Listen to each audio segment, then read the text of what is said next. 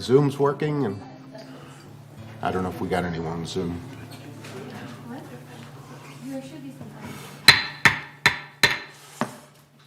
Okay, I'd like to call this meeting to order.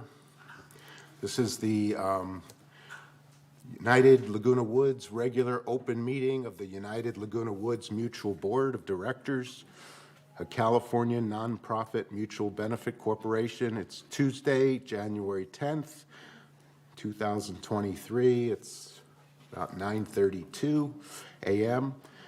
and we're in the boardroom in Laguna Woods Village Community Center. And this is the notice of the meeting and the agenda.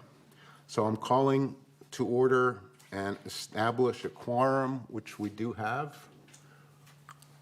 And do we have media today? Or no? I don't. It says on it. Okay, so I guess not, or there is media? No? We're on TV, okay, that's good. So everyone have nice smiles and for our TV audience today. Let's see, so first item is the approval of the agenda. And there's one thing that was left off the agenda that from our agenda prep, and that was item 14B. Excuse me, President Ross, we need to do the Pledge of Allegiance as well. Oh, yeah, I'm sorry for that. So the Pledge of Allegiance will be led by Director Liberatore. Please stand. And with me say, I pledge allegiance to the flag of the United States of America, and to the republic for which it stands, one nation, under God, indivisible, liberty and justice for all. Thank you, Tony. So getting back to the agenda, item 4, there's item number 14B that was somehow left off the agenda from agenda prep, and that was to discuss committee assignments, committee frequency, how often we're going to meet on committees. And is basically, this was a request from staff to see if we could kind of control the committees if we can. And so I'd like to add that as item 14B, committees and frequency of committees, if we could. And the only other item that I see is number 8, which is the presentation of the solar system playback. I want to be sure that Bart is available for that discussion. So can you contact him, make sure? Bart is planning to be here. Yes. Okay, good, thank you. Any other changes to the agenda, or we hear a motion to approve the agenda as amended? Maggie, okay. I move to approve the amended agenda. And I second it. Right, okay. Very good. Okay, so we'll move on.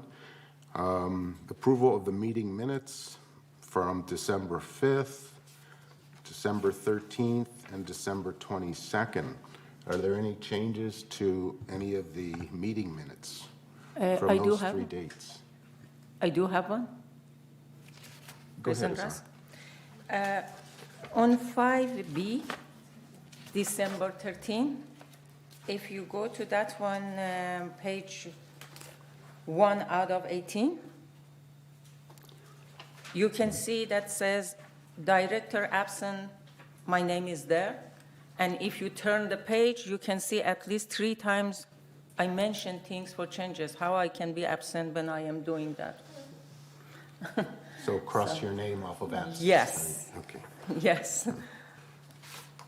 okay. Any other changes for any other days?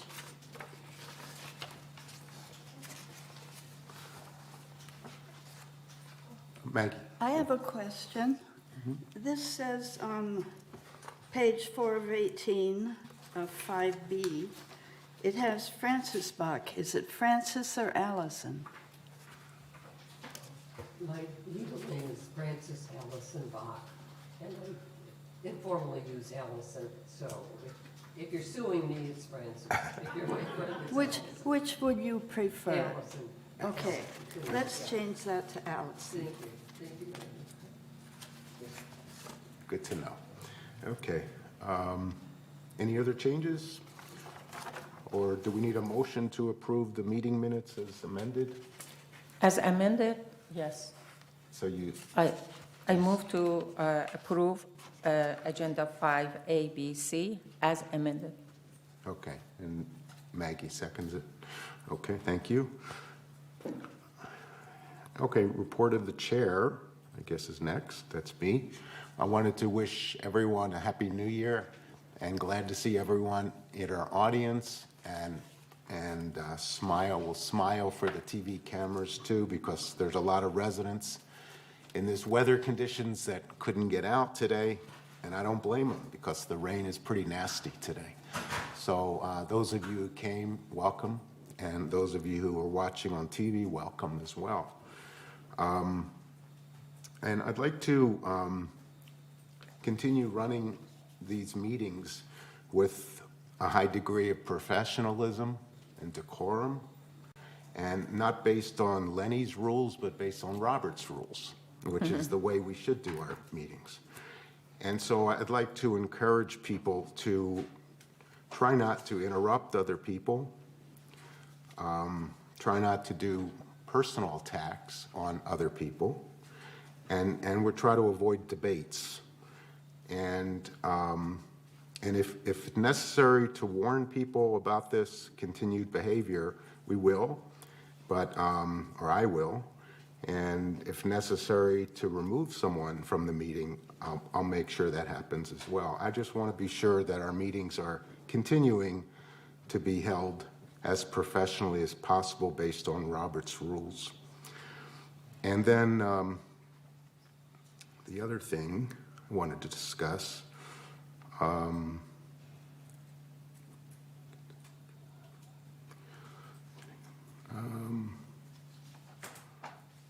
strategic plan.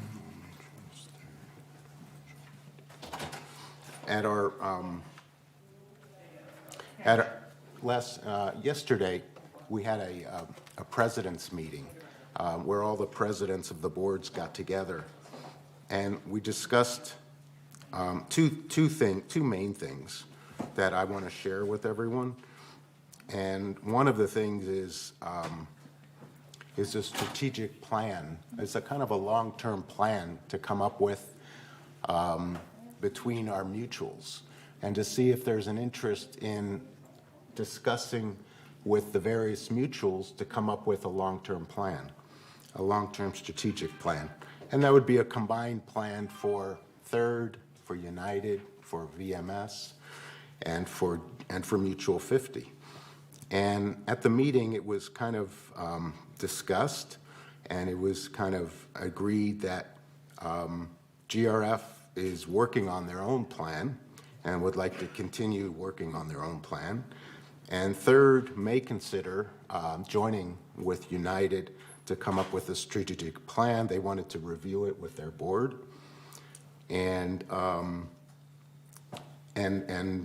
Mutual 50 might be interested as well in joining us as the third mutual to come up with a long-term plan.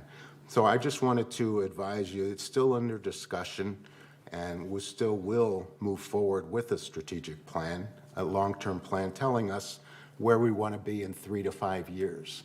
And it's important to set these plans, and we have yet to do one of these, but I think we will. So at some point, we will get together with these other mutuals and maybe combine an effort to develop the strategic plan. But it will take some time to do it, but it's something that I just wanted to let you know. The other issue that's of importance is to control the cost of insurance, which has gotten very expensive in our community. And we're going to be setting up a meeting with a new insurance company, a Zoom meeting with a new insurance company and the presidents of the boards and other people on the boards who are interested in talking to this new company called USI, and they may be able to save us quite a bit of money. Property insurance has gone through the roof, and it's increased every year for the last 3 years. I think 3 years ago it was $700,000. This last year was $3 million for us, for United. And it's continuing to rise, and we have to come up with a better way to control that. So we're looking at all options and to try to control that expense. And so in the next week or two, we'll be setting up a meeting with the presidents and other board members to meet with this company. It's a third option that we haven't looked at yet, and we'll see if they could help us save some money. So those are the two announcements from yesterday's president's meeting that I wanted to discuss. And at that point, that's the end of my remarks. I wanted to go on to item number 7, which is the overview of social services. So President- is someone here to? President Ross, I just learned that we are going to need to postpone that this morning. Okay, Thank you. to another day or? Yes, we'll Okay. do it. Bring it back next meeting. Okay, I apologize for the That's all late right. notice. no problem.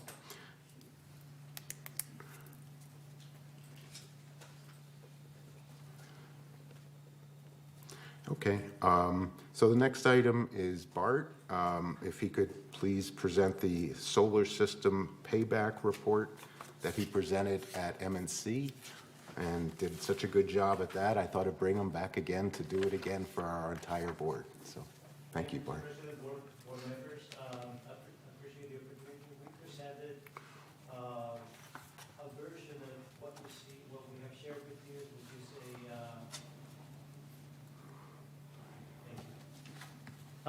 a revised matrix of what you saw last month. We took your input and your questions and worked with our finance department to reformat it, to add more content to this matrix. So what you see now is a matrix that shows what your capital investment has been for the solar installation. More detail as to the operation and maintenance, and we set aside a column to show the SCE charges or the NEM charges that we pay Edison to keep the solar operating. So the NEM charges, if you can, and it's going to take a moment to load the spreadsheet for the viewers to see that, but you should have copies of the spreadsheet in front of you. So the first year, the NEM charges were very, very high. Those were adjusted in the following years, and they are anticipated to remain flat for the duration of this project. I also updated you on the adopted measure from the CPUC, where they have adopted now the NEM 3.0, where it changes how they give credits to solar owners. The important thing about that decision is that the solar installation for United remains under the same conditions as when it was originally built, and it's receiving and will continue to receive the same credits. You will also note that under your capital investment, at around year 20 is when it's anticipated that we're going to need to change some bigger pieces of equipment, the inverters for the solar panels. currently estimated about $450,000. Finally, your last two columns will show a summary of your annual cost avoidance and how that is repaying that initial capital investment that you made back in 2018. It still shows that you will receive enough credits, you will have received enough savings to have paid off that initial capital investment by the end of year 14, and that after that, then all of the savings are going to be in the positive, since you will not be repaying that initial investment. I hope that this new format and the new content explains a little bit better that the solar program that you have. As far as its performance, as I had indicated before, it continues to perform as originally designed. Our maintenance contractor continues to provide the required maintenance. So everything is operating normal and is fully functional. I am available to answer any questions that you may have.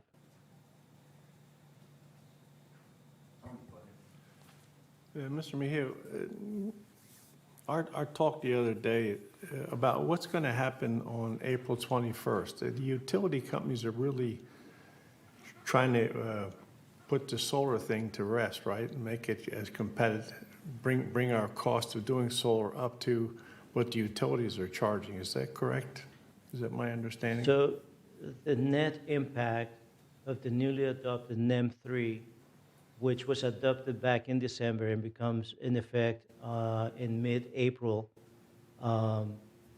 any new installations after mid-April will be subject to NEM 3, and it will have reduced benefits as compared to what you currently have.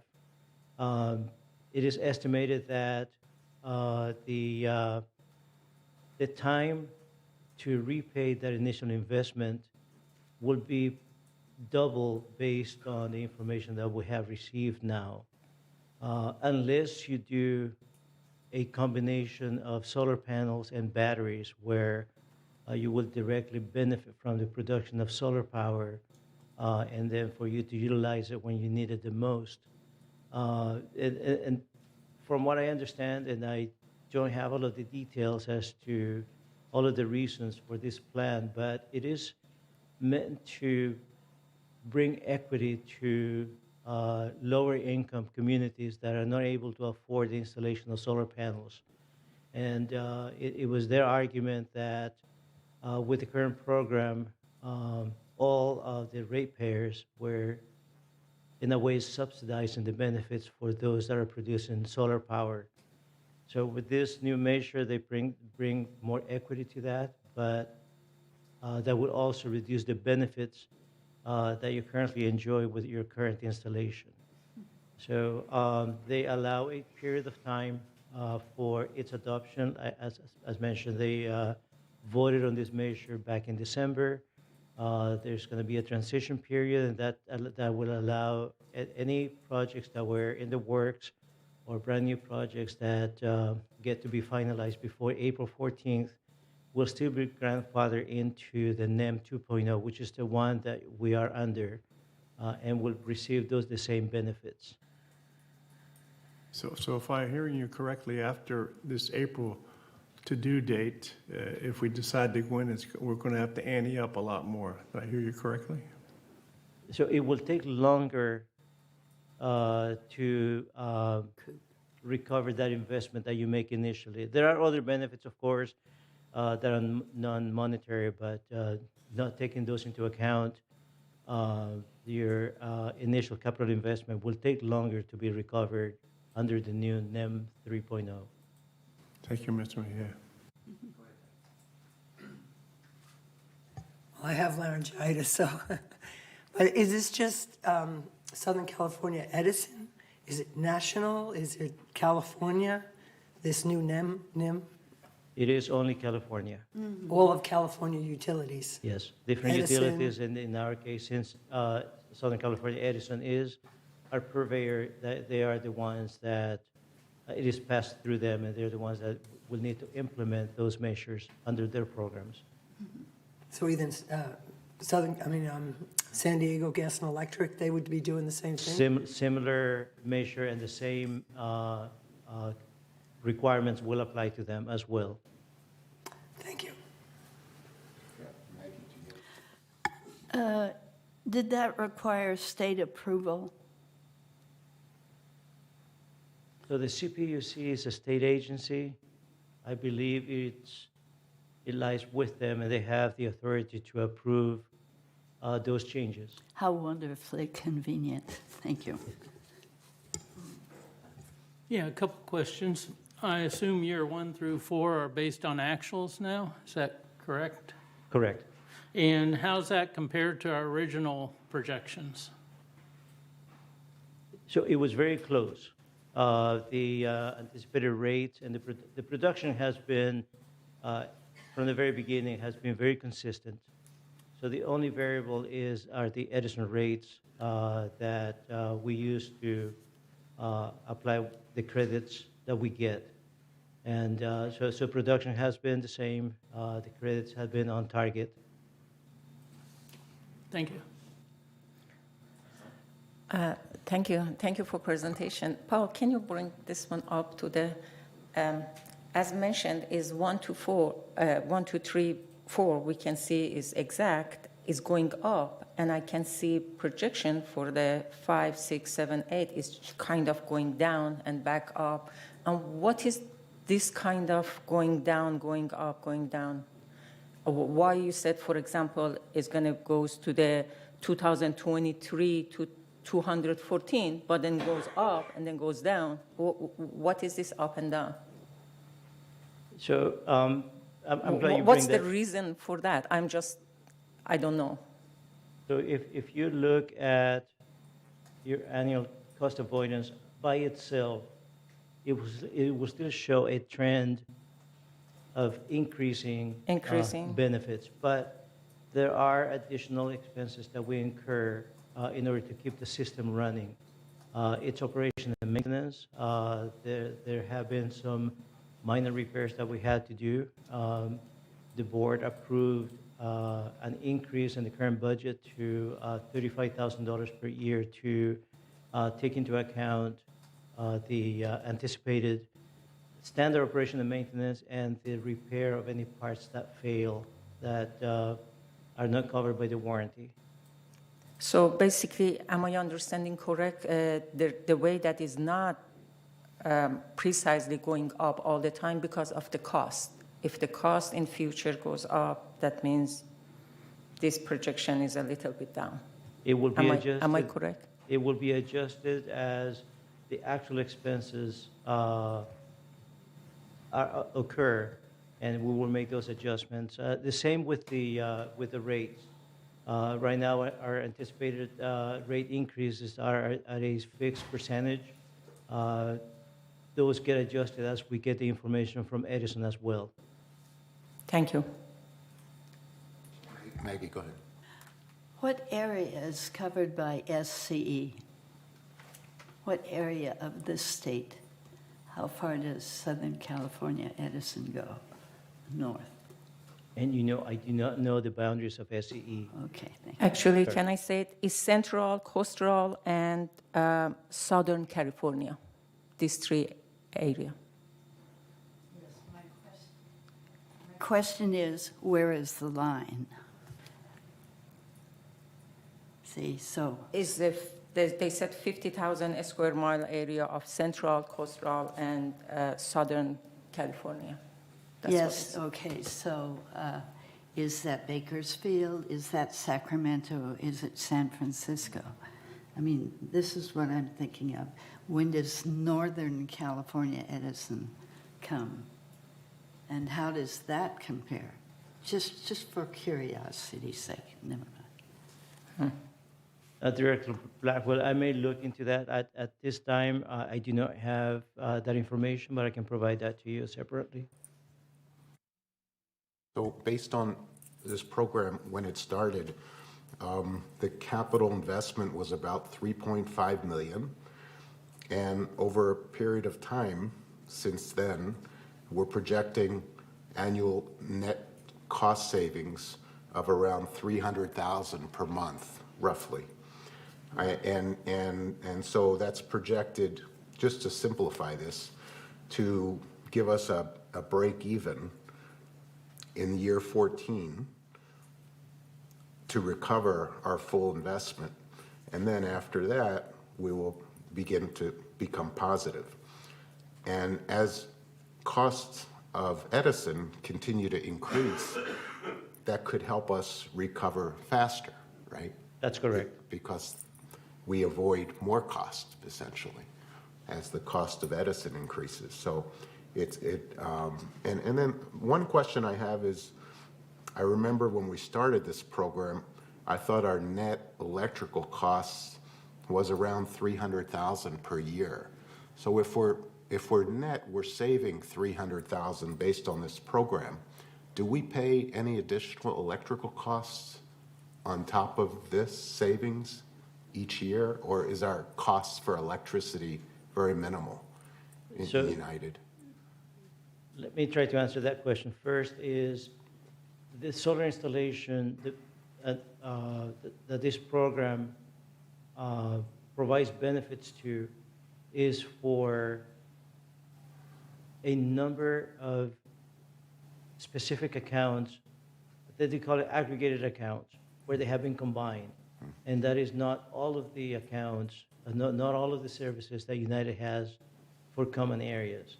So it's only a portion of them. So it benefits those. Those electric bills have been reduced by the production of this power, but the remaining services that you have that have not been aggregated, they're paying the full amount. And they will continue to see as rates increase, they will see an increase in electric rates for all of those common area services that you have. So I guess the question is, maybe Azar, maybe you can answer this, but in our budget for electricity going forward, are we spending as much as we did in the past, or are we saving money each year? I don't know. Since we began the program, I think that we should be effectively about breaking even. We shouldn't be paying for additional electrical costs. It's in the common areas I'm talking. Regarding to the statement in the finance, I have not seen specifically mention any saving or writing maybe is included, but I have not seen specifically a line as a saving for solar. Okay.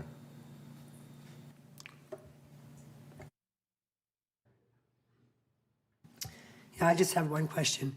If we were to do this again, I think, okay. So, forgive me, I don't have the information readily available for comparison from a few years back, but if you give me a few minutes, I'll come back with the answer. Okay, thank you.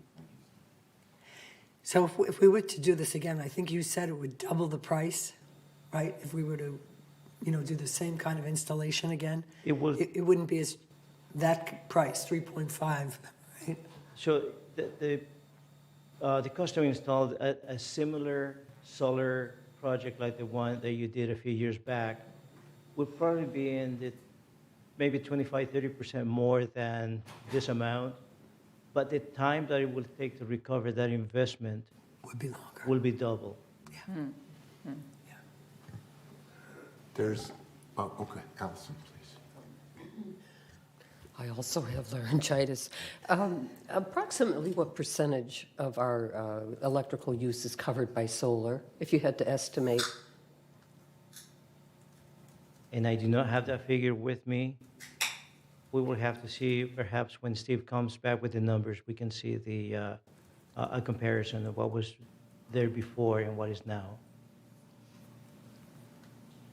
So I have a comment going forward, and it's based on what Diane had talked about too, is that there's now discussion about next generation solar for recharging our vehicles, and whether we should be involved in that as a united community or not. And the technology continues to change very quickly. And so right now, the clubhouses rejected the idea to be put into the clubhouses. I think 3 of the clubhouses was the plan. And their cost was going to be about $75,000 to set these up per clubhouse. Anyway, they decided not to go that direction. But do you have any recommendations or suggestions on what we should consider in United to help with the cause of, if we do decide to go ahead with solar chargers in our community? Is there any inexpensive ways of getting into that we might be, that might appeal to us? And that is key, inexpensive. So that is what we're keeping an eye on. We're looking at any funding opportunities that United may qualify for as far as grants or incentives. This new program, NEM 3.0, even though it doesn't look advantageous at this time for solar installation only, when combined with storage, which can be used to charge vehicles at any time, it will probably make more sense. And I will be providing updates as new opportunities come up to give you an opportunity to make a decision if you would like to move forward with a project that will receive some incentives, will reduce the initial capital outlay for this type of project, and provide a return on that investment that will be in line with what you have, what you approved for the original installation, somewhere in the 10 to 12 year payback period. So we're keeping an eye on that. We hope that there are incentives for infrastructure upgrades that will allow us to upgrade electrical panels to provide 220 volt outlets at carports. That will be much more convenient than having the open areas. Parking has been and will continue to be an issue, and when you dedicate parking exclusively for charging, it reduces the available parking for the rest of the community. So we keep that in mind as we move forward with projects and opportunities. Okay. Thank you. Thank you very much for your presentation. Any other questions? Okay. Thank you, Bart. Thank you. Thank you. Well, when we have member comments, which is the next section. So let's talk about that. Okay, this is the next section 9, open forum. So 3 minutes per speaker. And at this time, members may only address the board of directors regarding items not on the agenda and within the jurisdiction of this board of directors. The board reserves the right to limit the total amount of time allotted for the open forum to 30 minutes. Member may speak only once during the forum. Speakers may not give their time to other people, no audio or video recording by attendees, and no rude or threatening comments. Members can attend the meeting by joining Zoom, and I'm sure we do have some members that would like to make a short speech or a short presentation. So at this point, let's open it up to members. The first member is actually an email. I'll go ahead and read this. This is from Chris Collins, the foundation report for Laguna Woods. Chris Collins, 3306Q. I'm here with an update on the work of the foundation of Laguna Woods Village on behalf of residents in need. Thank you, a great deal to be grateful for. Holiday cheer can take many forms. For the foundation of Laguna Woods Village, it means that we can once again provide holiday cheer to some 125 village residents. With the help of social services and the South County Outreach Food Pantry, the foundation was able to identify these in need of such cheer and provided them with grocery cards to ensure each has a special holiday meal, something they might not have otherwise. We could not have been able to do this without the generous donations of individuals, clubs, and other organizations in the village. These donations and support are particularly appreciated as the foundation celebrates its 25th anniversary. This year, the foundation was able to continue its emergency financial assistance to residents, funding of Meals on Wheels, provides scholarships to Alzheimer's support services, transport residents to food pantries, and sustain fall prevention efforts, among other ongoing programs. In addition to all individual residents who have donated, the foundation is also extremely grateful to the following clubs, religious organizations, and other groups that donated this past year, particularly since many had more limited meetings and the pandemic continued to be an issue. Bethesda Ministries, Baby Boomers, California Club, Chicago Club, College Club, Crazy Quilters, Democratic Club, Laguna Woods, Joyful Christian Church, Laguna Woods United Methodist Church, Lawn Bowling Club, Lutheran Church of the Cross, Men's Golf Club, Needleworks Club, Publishing Club, Republican Club, Laguna Woods, RV Wheelers, Sewing Supers, Tennis Club, Taiwanese Club, Topic Masters, Tops Club. Best wishes for a new year filled with much joy and vibrant health, and thank you for your generous support of the foundation. It is truly neighbors helping neighbors. For more information, please go to our website, foundationoflaguna-woods-village.org, or contact the foundation at 949-268-2246 or foundation@comline.com. Please note that donations can always be made using PayPal and the foundation website.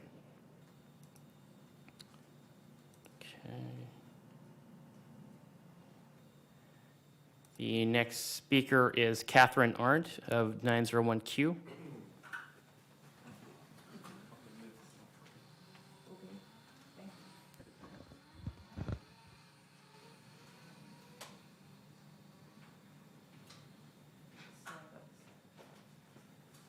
Hello, my name is Kathy Arndt. I live at 901Q. I'm confined to a wheelchair due to a spinal condition that I've got. And this is causing a problem for me with parking. I recently purchased a handicap converted van, which has a ramp that goes out the side. And it makes it difficult to get into the car when I'm in my carport space, because the car next to me does not allow enough room for the ramp to completely deploy. So I would like to petition for a designated handicap spot that I could use in the outdoor parking by my building.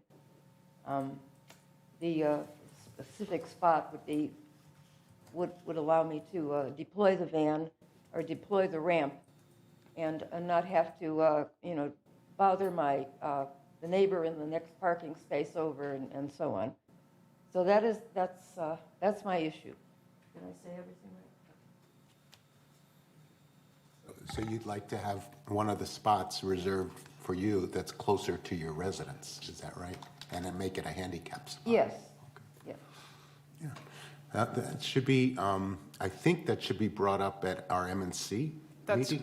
That is correct, and maybe Bart in the audience can share the right direction for this resident to please follow. Okay. Yeah. Oh, let's let Bart. Yeah, I just wanted to make a comment. There's some additional information. She's been to several different committees and places, so there's a little more, but Bart may be able to handle that. Okay. Thank you. I just want to say that we went to resident services first. They sent us up to security. We talked to security, and then they said we had to go to this other meeting, which isn't going to take place until now, February. We've been doing this since November. And then the people at security, Cody, said we needed to come to this meeting. So we came to this meeting. So that's the steps we've taken so far. And the gentleman next to you is Bart Mejia. He's our Assistant Maintenance and Construction Director, and he'll at least be able to get things moving. And that is correct. Now that the request has been made, I believe that the correct committee that this one should be reviewed by is the Maintenance and Construction Committee. We will add this to the agenda for discussion. Is there anything that we could do ahead of that time to facilitate this request? Because they've been through several committees and several meetings, and rather than waiting another month, we know their request, and Have you had a chance to put it in writing, what your request is, or make a report, or? We sent, we went actually to resident services and talked to them. Okay. Then we sent a request in writing, an email request to security, to Cody, back and forth with him. Hmm. And then he sent us here. Okay. It's- So I think that we should be able to facilitate this request sooner than another month. You know, we know what her request is, and we shouldn't continue to give her, you know, more time to get more aggravated, and we should be able to come up with a solution sooner. So if you want to talk to me about their request, because I'm the chair of M&C, I could make a decision sooner than when the meeting takes place. We will consider that. We'll consider a special meeting as well in case the committee vote is required. But we will provide updates to you shortly after this meeting. Okay, thank you. Diane, go ahead. Yeah, I was just wondering, are all cul-de-sac, are all carport parking spots created equally? I think like mine is a little bigger, you know, I mean, and if I move my car over more, I'd have more room on the driver's side. And then maybe if they had some kind of arrows that would stop you from parking, I don't know. I do not know that they are all the same dimensions, but I do know that Because she could swap or something. the existing parking spaces are not big enough to deploy the ramp between two cars. So that becomes a challenge, and we will consider that as we deliberate the request and the available options for handicap parking and the deployment of the ramp. That's good. If you could, Bart, if you could come back to me like within the next few days with what her proposal is and what your recommendation is, and then we could make a decision, you know, to expedite this process. Will do. Okay, thank you. So we'll let you know what we come up with, but it'll be much quicker from now on. We'll come up with a decision and let you know. Just one more thing. The space that would work for her is the end Yeah. that goes into where the planter and the sidewalk is.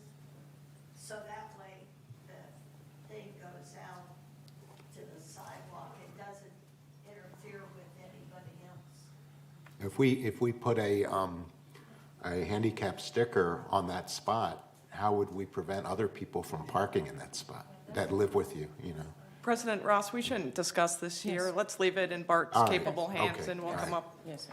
All right, And talk well, with we'll you. work it out. We'll work out and we'll get back to you with a solution.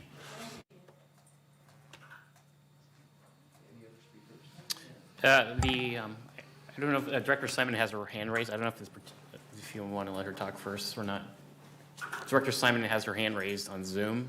Oh, sure, sure. I don't want to be a wet blanket here, but we do usually have a process of listening to all the members first before we reply. Okay. Now, this was a special case, but I think it would do us well to Yeah. return to our regular format. Good Thank point. you. Thanks. Okay, next speaker is Mary. The next speaker is Mr. John, I'm sorry, Kieferl. Okay. I have 11A. Hi, good morning. I live at 11 Via Castilla, Unit A. My name's John Kieferl. And my question is concerning the replacement of the flat roofs on our structure and some of the others around us. Obviously, it's one of the older ones, and days like this, you really kind of concern yourself with the rains. Some 3 to 5 years ago, I can't remember exactly when, we did receive a notice that said that we should be getting prepared for a new roof being installed, and then we never heard any more than that. So I don't know what happened. I'd just kind of like to get an idea of if there is a schedule going on concerning the replacement of flat roofs. And then the other thing, in conversations with insulating companies and with those that install flat roofs, they said the best, it's an option, but it's the best thing that can be done when you're installing a flat roof, that you install a 2-inch insul board under it. But it is an optional item. So I'm just kind of wondering if we are doing that. I'm just trying to be proactive about it, that if a flat roof gets installed, I would certainly like the best insulating value possible underneath it. And I would think that since we are looking at saving energy and saving money, this would be one of the best things that could be done for the flat roofs. So I guess I just want to be proactive about it, find out, so that when that moment comes, that I know we're doing the best we can. Okay, thank you. Thank you. Next speaker is Mr. Gary Kraft of 224C. Okay, Gary Kraft, 224C, Avenida Mallorca. Our problem is the electrical servicing for the whole buildings and the pathway lights. Right before Christmas, the building lights went out for the whole area, not just our building, but all the buildings around us, across the way behind us, all over in that area. We called security. They got somebody to come out, and they got them on. But they never went out. They stayed on 7 days a week, 24 hours a day, for almost 2 weeks, until we saw Azar last Saturday, and she called someone, and they got somebody out there, and they repaired that. So we need better communications or something so that it can be taken care of. We also called in a problem with the light on the other end of our breezeway. First, the light bulb was gone. We called that in, and a couple days later, somebody came out, and they took out the whole fixture, and it was just the wires up in the ceiling and no light. And right after Azar came out, they did come out and fix that. So there seems to be a lack of follow-up on the maintenance end of it. Okay.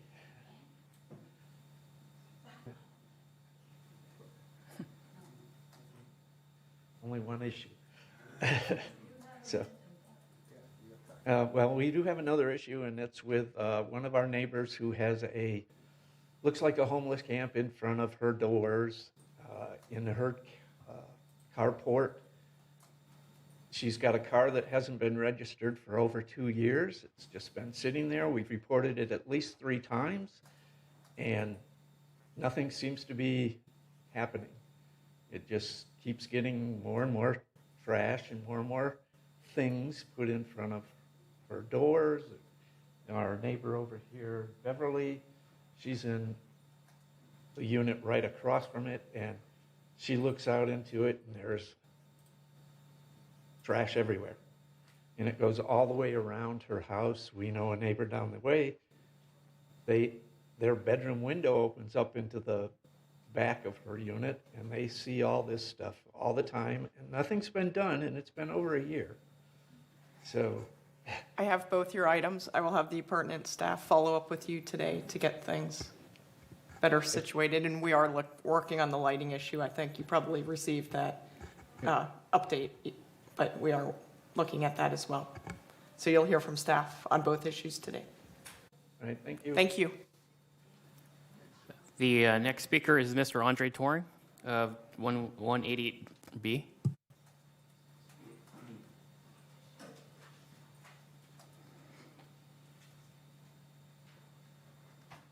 Thank you, Board. Appreciate your effort in this, helping us out. And I don't have too much time, so I'll spare the other things. Okay, first I want to talk about a solar program. Okay, if you look at it, 2018, and this is apparently the initial solar panel installation, we have no comparison, no accountability. This is just an estimate of what has happened okay? And there is no comparison as far as really what happened, the numbers, okay? There's no initial estimate. What was the initial estimate? Have we met the initial projection at this point? This is a waste of money if we don't estimate compared to that. I remember that initially it was a break even for 7 years. Now it's 13 years. Okay, and the numbers are all the current values. They are not present values. Okay, these numbers, for example, in 2047, it's $750,000. How much does it worth for today's money, for 2018's money? Okay, I remember 30 years ago, okay, Mustang was the $2,000. Now, how much is that? $20,000, 10 times.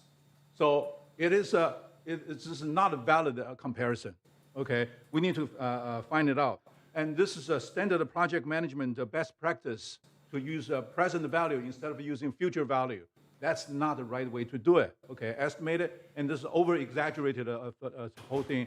And the return should be in 7 years rather than 13 years. That was the initial estimate, if I remember correctly.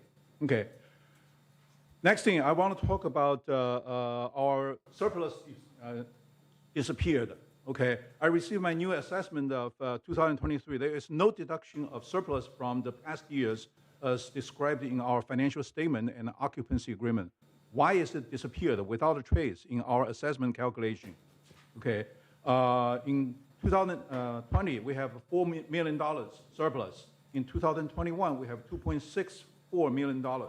Those surplus are calculated to be about $55 a year. Assessment per man per month.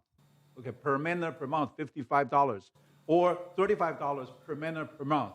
Okay, it's more than you can get from the extra revenues we're trying to generate. If we can just watch our waste, watch our money disappear. Okay, I don't know what is the accounting procedure the way we have. According to occupancy agreement, all these surpluses need to get approval from the board members, from the board to spend. Okay, we never, I'm the board member for 6 years, I've never received anything like that. Says we're going to spend a surplus like this. I've never received anything like that. I don't see anything for the past year. So this money is totally wasted. We don't totally disappeared. Where are they? Why aren't they save us money? Okay, that's the biggest problem. I received some document, okay, but those documents are, has nothing to do with these numbers. Okay, your time is up, Andre. Thank you. Okay, thank you very much. Thank you. Next speaker is Manny Robledo of 280D. Good morning, I'm Manny Robledo, speaking as a United member today, and I just want to give a little different take on the solar project. I spent 35 years in the electric utility business, and I can tell you the reason people like the solar projects is because they're heavily subsidized. And just from looking at the numbers, I haven't reviewed the numbers, but it looks like the economics anticipate very large increases in electric rates by Southern California Edison to make it look good. And as we can see in the first 4 years, the savings aren't as great as they're anticipated to be. So they always front load the savings. So my point, I'll say my point, and I'll say a couple other things. My point is the people who made money for sure out of that project were the manufacturer and the developer, because they got their $3 million and they're gone. And then we are in the power bit. We find ourselves in the power business, which we're a community. We're not a power generator. But then they say, well, it's so easy, just be a power generator. And now we're a power generator. Now we have to worry about the inverter going out at $500,000, and we have to worry about maintaining it and taking staff time to analyze it. And so another thing I'll say about the electric utility industry in California is the politicians are forcing them to be 100% green. So the electricity that's coming out of the wall is already going to be renewable. We don't have to do it ourselves here with a solar panel. So I guess I just invite you to look askance at these people coming asking for money and selling us like Jack and the Beanstalk, 3 magic beans for the fatted calf. So it's done. It's good. We have solar, but no more. I don't think it's a good thing for the community. And with regard to electric vehicles, again, with the subsidies, you know, we live in a place where we just have one parking space, and I think this board has made a good accommodation treating electric vehicles like golf carts. But to say we're going to rip out all the electricity and put in 220 just because they want it faster, they're able to live with the trickle charge. And if they don't like that, then they can go to the GRF facilities that are provided at the community center. So, and my last thing, I have 27 seconds. I'm a conservationist. I like the environment. But for someone to just say solar this, solar chargers, so they're good. No, they're not necessarily good just because they're solar. Solar is good, but solar in the desert is a lot better than solar here. I mean, today it's raining. The solar's not working too well here in the rain. Anyway, thank you very much. Any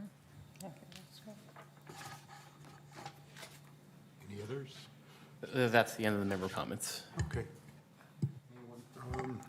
Response to open forum speakers. Any responses to any of the speakers?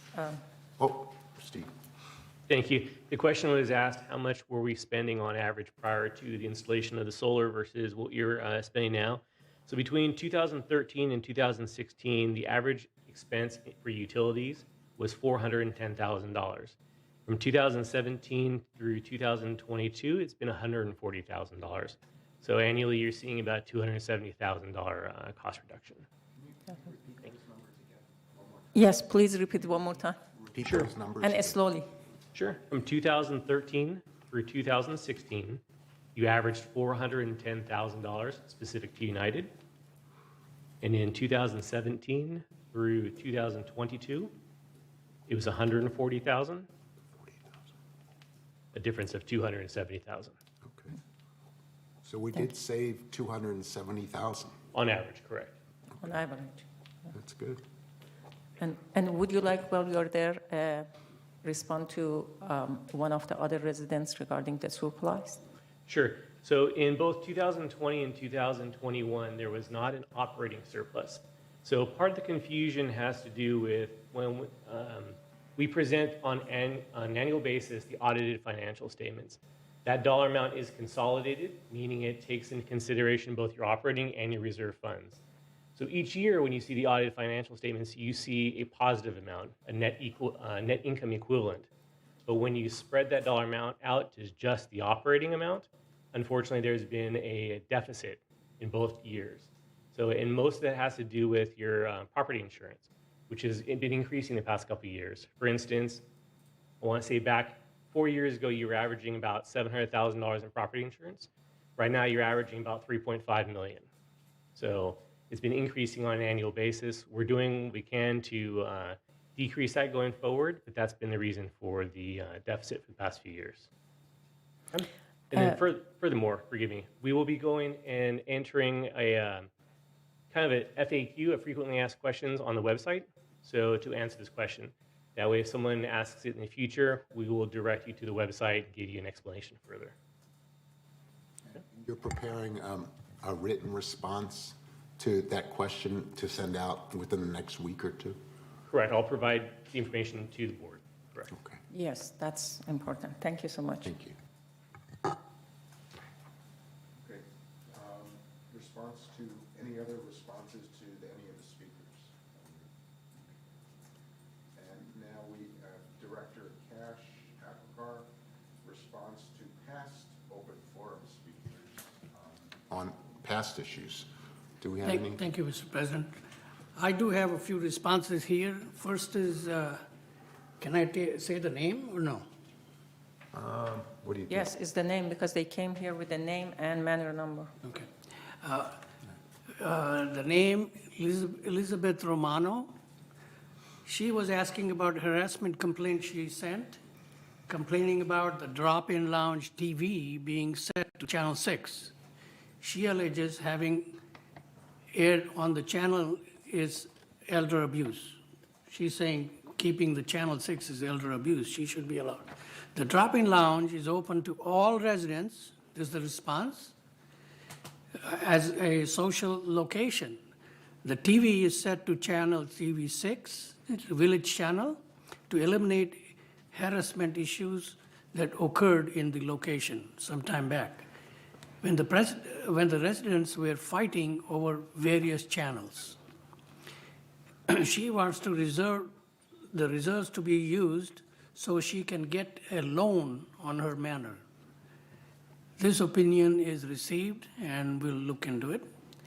Next is by Chris Collins, 3006Q of the foundation update, not available. Next one is John Beckett, 364Q. His issue is bring an independent accountant to check GRF financials. GRF financials are audited annually and the findings are reported to the residents, is the response. Follow-up on the 800 homeowner signature petition is another request he has, and GRF legal counsel deemed the petition invalid. The request was made to the members that do not directly manage GRF daily financial determinations, and the petition's reasoning was based on inaccurate information. Nevertheless, GRF added this topic to their agenda, number 12F, at the December board meeting, where the correct information was once again provided. In addition, a letter was sent directly to the members about why the petition request would not be proceeding. Next one was from Mr. Andre Torng of 188B. He wants to get answers regarding current legal issues. The response is, for the privacy of individuals involved, legal issues are discussed in closed sessions only. His other question was questioning the spending on solar projects should have invested somewhere else with ROI, or return on investments. The response is, per Director Simon, money has already been spent on this project that was approved by the board members on that, at that time, and it can't be done. Next question is from Robert Cunningham of 748C. He is questioning the emails he received from Director Casey.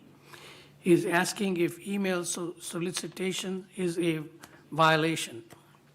The response is, per Director Asghari, candidates can email the residents to introduce themselves. Another one is Director Casey stated that as a candidate, she's allowed to get a contact list and email residents regarding her candidacy to the board. Next question is by Andre Yoon of 363O. His question is replacement appliances being postponed for why are they postponed for so long? This was installed 12/15/22 and the refrigerator on back order prior to install. That's the end of the summary. Okay, thank you. I have a question. Yeah. That might be back to Shivan. Shivan, is it necessary that we have TV in the lounge room at all? I mean, is it because this problem that why one channel? Is it mandatory that we have at all TV? Maybe we should, that is a room that people goes for discussion and take the TV totally off, because that brought too many times problem. I remember in the past there was a program based on politic things and people weren't happy, the other group wasn't happy that interview was there. That is why the GRF board made the decision to keep it on the village TV station, so there was no acrimony either way. And I'm concerned if you take it away, you might upset another segment of the population who at least like having TV6, but I'll refer to recreation for them to look into. Yeah, well, at least one time they'd be unhappy for not having, and then done for the rest of the things, totally take the TV off that place. That's just suggestion. I'm not ordering, I'm just suggestion. Great, let's go on. Tony. Thank you, Mr. President. Let me remind you that we have several TV sets in the gym right out here. If you turn off the drop-in lounge, you got to turn these off too, or you're going to start a war. Okay, let's go on to item 11, VMS Board Update, and Director Robledo, please. Good morning, Mr. Chair, members of the board. I have a PowerPoint presentation there.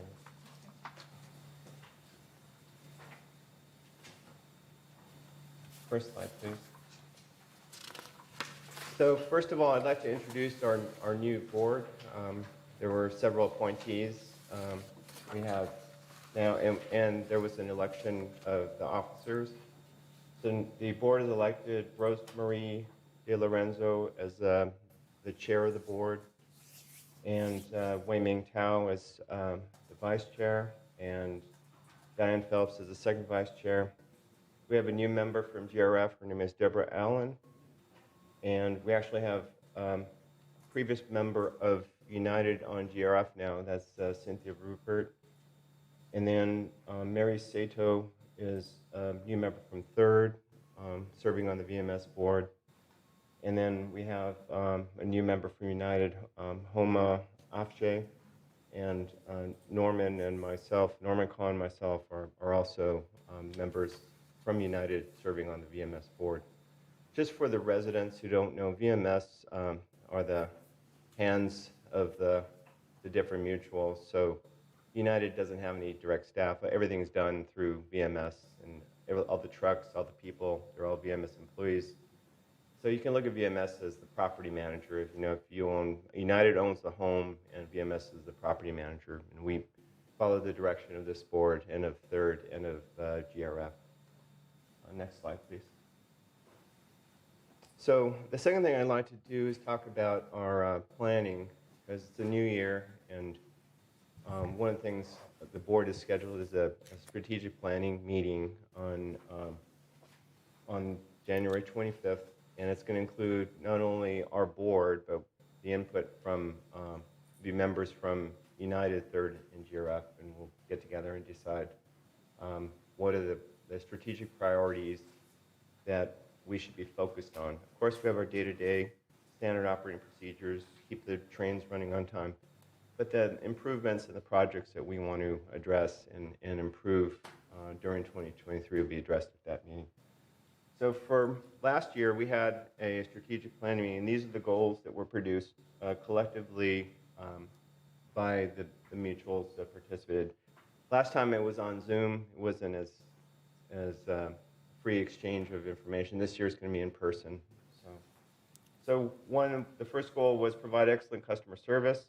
Second one was facilitate operational excellence and sustainability. Third one was working with boards to maintain financial stability and longevity of the village. And then number 4, attract and develop and retain high quality staff. Next slide, please. So I'll just briefly give you a little bit of a flavor of things that have happened in 2022, and they'll feed into our planning for 2023. So along the lines of customer service, excellent customer service, there was a focus on the call center and the backup of calls, and improvements have been made there. The average call time is down to below 3 minutes for both regular resident services calls and the broadband calls. And there are less dropped calls. The call success rate is in the mid to high 80s. And there's more to come there. Go to the next slide, please. And then also matter alterations and is below 2 minutes with a high answer rate. Now our goal is that we get it above 90%, so there's still some work to do there. And we have training and our staffing. We kind of shift the staffing based on the peak time so that when we know people are calling, more people on the phone, and less people are in the walk-in service. Also, there is an issue with items that weren't resolved by the person on the phone or in person, and they get escalated. So, for example, something isn't working in one of the clubhouses, or something's not working in the washing machine room or something, and that gets reported. That was falling through the cracks. Nothing was getting back to the residents. So there's been established a procedure so that those people are followed up with, and they are, the communication is improved between the VMS and the residents. So there's some attention there. We call it escalation period. What it did is each department now has a communicator. So once it gets out of the call center, there's a communicator in each department, and that follow-up is provided at the departmental level. So those are improvements made. Next, please. One of the things in communication is good is listening. That's why we have 2 ears and 1 mouth. So last year, under the communications department, they set up focus groups to hear the concerns of the residents directly, and there was care taken to choose people at random and choose people from different sectors of the community. And we did learn a lot from that, and that's going to be incorporated in the strategic planning, and we think it was a good thing we did that. So we can listen to our residents where they think there are concerns. The process for sales was streamlined, somewhat taken off a little bit off paper, and I think the number of days to approve a sale is good. We had an open house for the contractors so they can understand our permitting system and how to get things done in the village. Communication with that will help the residents when they go to do alterations. They have contractors who know how to work within the system. And then for 2023, it's in the works to replace the telephone system, the state-of-the-art telephone system, where if it is a busy time, they'll give the option for a callback, like many people that we all deal with, so that you don't have to wait there on hold. You'll get your call back and you don't lose your place in line. So that's coming.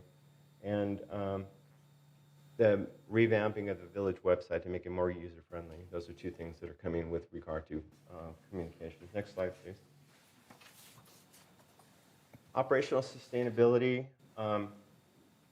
As you can see throughout the community, almost everything is open to pre-COVID levels, which was quite an accomplishment, restaffing, hiring, especially in this job market. We had a look at our fleet, and we're on the way to reducing the fleet and right-sizing the fleet so that it does what it needs to do at less cost. It's going to save like $610,000. Water savings, we're putting in a irrigation control system that's going to save a significant amount of water. So both from an environmental standpoint and a money standpoint, this is a win-win situation. And there's a refocus on safety. Safety is good for our employees' morale. People go home to their families every night, but it's also good finances because you avoid costly insurance with the workers' comp and things like that. Next slide, please. Supporting operational excellence. Sometimes the people in the trenches know how to do things that the manager hasn't thought of. So we put in this Bright Ideas thing that has a reward for a bright idea that's implemented as not part of the regular job.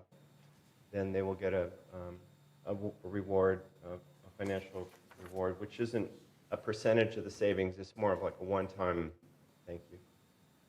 And there's an enterprise resource planning system going into effect that'll track things from a finance point of view, but it also standardizes workflows so that you have the institutional knowledge in one repository, and we have a lot of improvements that are planned based on that to increase efficiency and make sure things get done and don't fall through the cracks. Streamlining governance meetings, I think that's on the agenda today, right? I guess the feeling there is there's a way to get the work of the boards done, but maybe hopefully streamline them so that it's not overly burdensome on the staff. Next slide, please. Financial stability. One of the things that we try and do with BMS is recognize that we have upward pressures on cost, but we would look for efficiencies to offset that, and we think we did that in the budget process and held the assessment down. Employee health insurance savings, which was a good negotiation, $500,000 savings on health care, but it didn't reduce the services to the, I think it might have improved the services to the employees. Key performance indicator monitoring. This is still work in progress, but a couple of departments have developed key performance indicators, and that's probably one thing that's going to happen in 2020. We'll get more departments that will say, yes, this is what we do, this is what we produce, and here's a trend of how we're doing, so you can spot problems that may be occurring, or you can reward success. You're meeting your numbers and you're doing well. So we're going to expand that this year in 2023. Implementing phase 1 of the ERP will also save money, and the BMS has been working with the mutuals on the insurance issue to support them in getting the insurance costs down. Next slide, please. And then the last goal was to attract and retain employees. One of the significant things we did to open the clubhouses was we split the full-time jobs into part-time jobs so that residents could apply for them. And it's been very popular, and we've been able to use the resident employees very well in that recreation department. And we did a compensation study because we were losing certain employees because we weren't competitive with the market, especially with minimum wage going up and compression that was associated with that. So the compensation study was done by an outside firm, and it showed us where we truly were deficient in the market. We're addressing that. And again, we're doing that, trying to do that with offset of other cost savings. Employee recognition programs. I mentioned the health insurance and also the 401k streamlining are things that have happened in that area. But that concludes my report, and I'd be happy to answer any questions. Any questions? Azar. Well, I do 3 questions. Number 1, regarding to page 5, if you bring it, please. My question is, normally I am very good at internet, and I spend the internet a lot, but in the last month, internet was down. I mean, a website of VMS was down, and I had called. 2 times I called, and each time more than 15 minutes I was waiting. So my question is, where do you get this 85% and less than 1.7 minutes? How I would ask CEO. Oh, sorry, so it's not, No, I'm sorry. It is the average wait time. The challenge is there are peak hours that people call resident services. So at those times, you're going to have the extended hold times. That is 9 a.m. to 1 p.m., Monday through Friday. But in those off times, then you have almost immediate pickup. So again, it's an average. So high, okay. offset by low. But again, we encourage people to try to call off peak hours if they're able to. If not, to submit electronically via the resident portal. Okay, thank you. I wasn't sure that where those numbers comes from. Okay. And my other question is in page 8. You mentioned, I like that one, employee bright idea suggestion, that is a reward. My question, or not question, suggestion is, can we extend that one to the residents? Because we have many, many educated residents with brilliant idea. Is it possible, because it's one time, I mean, I prefer to give, I don't know, $100 or $150 to someone to bring to saving. Is it possible? It's just a suggestion? It is possible. This is a pilot program. We're going to see how this goes. The challenge with resident submittals is there's 18,000 residents, and it may create a larger staff burden, especially if it's something that has to be responded to because there's a cash reward. But it's something we can look at. We've heard it from others. Yes, it's just for it. I don't think so. Everybody has bright idea, but I am saying a few residents might have. And number 1, Number 9, page 9. Because you mentioned employee health insurance program saving of 500,000, because this is announced and resident can hear, and probably later we see somebody comes and say, where is that 500 is not showing?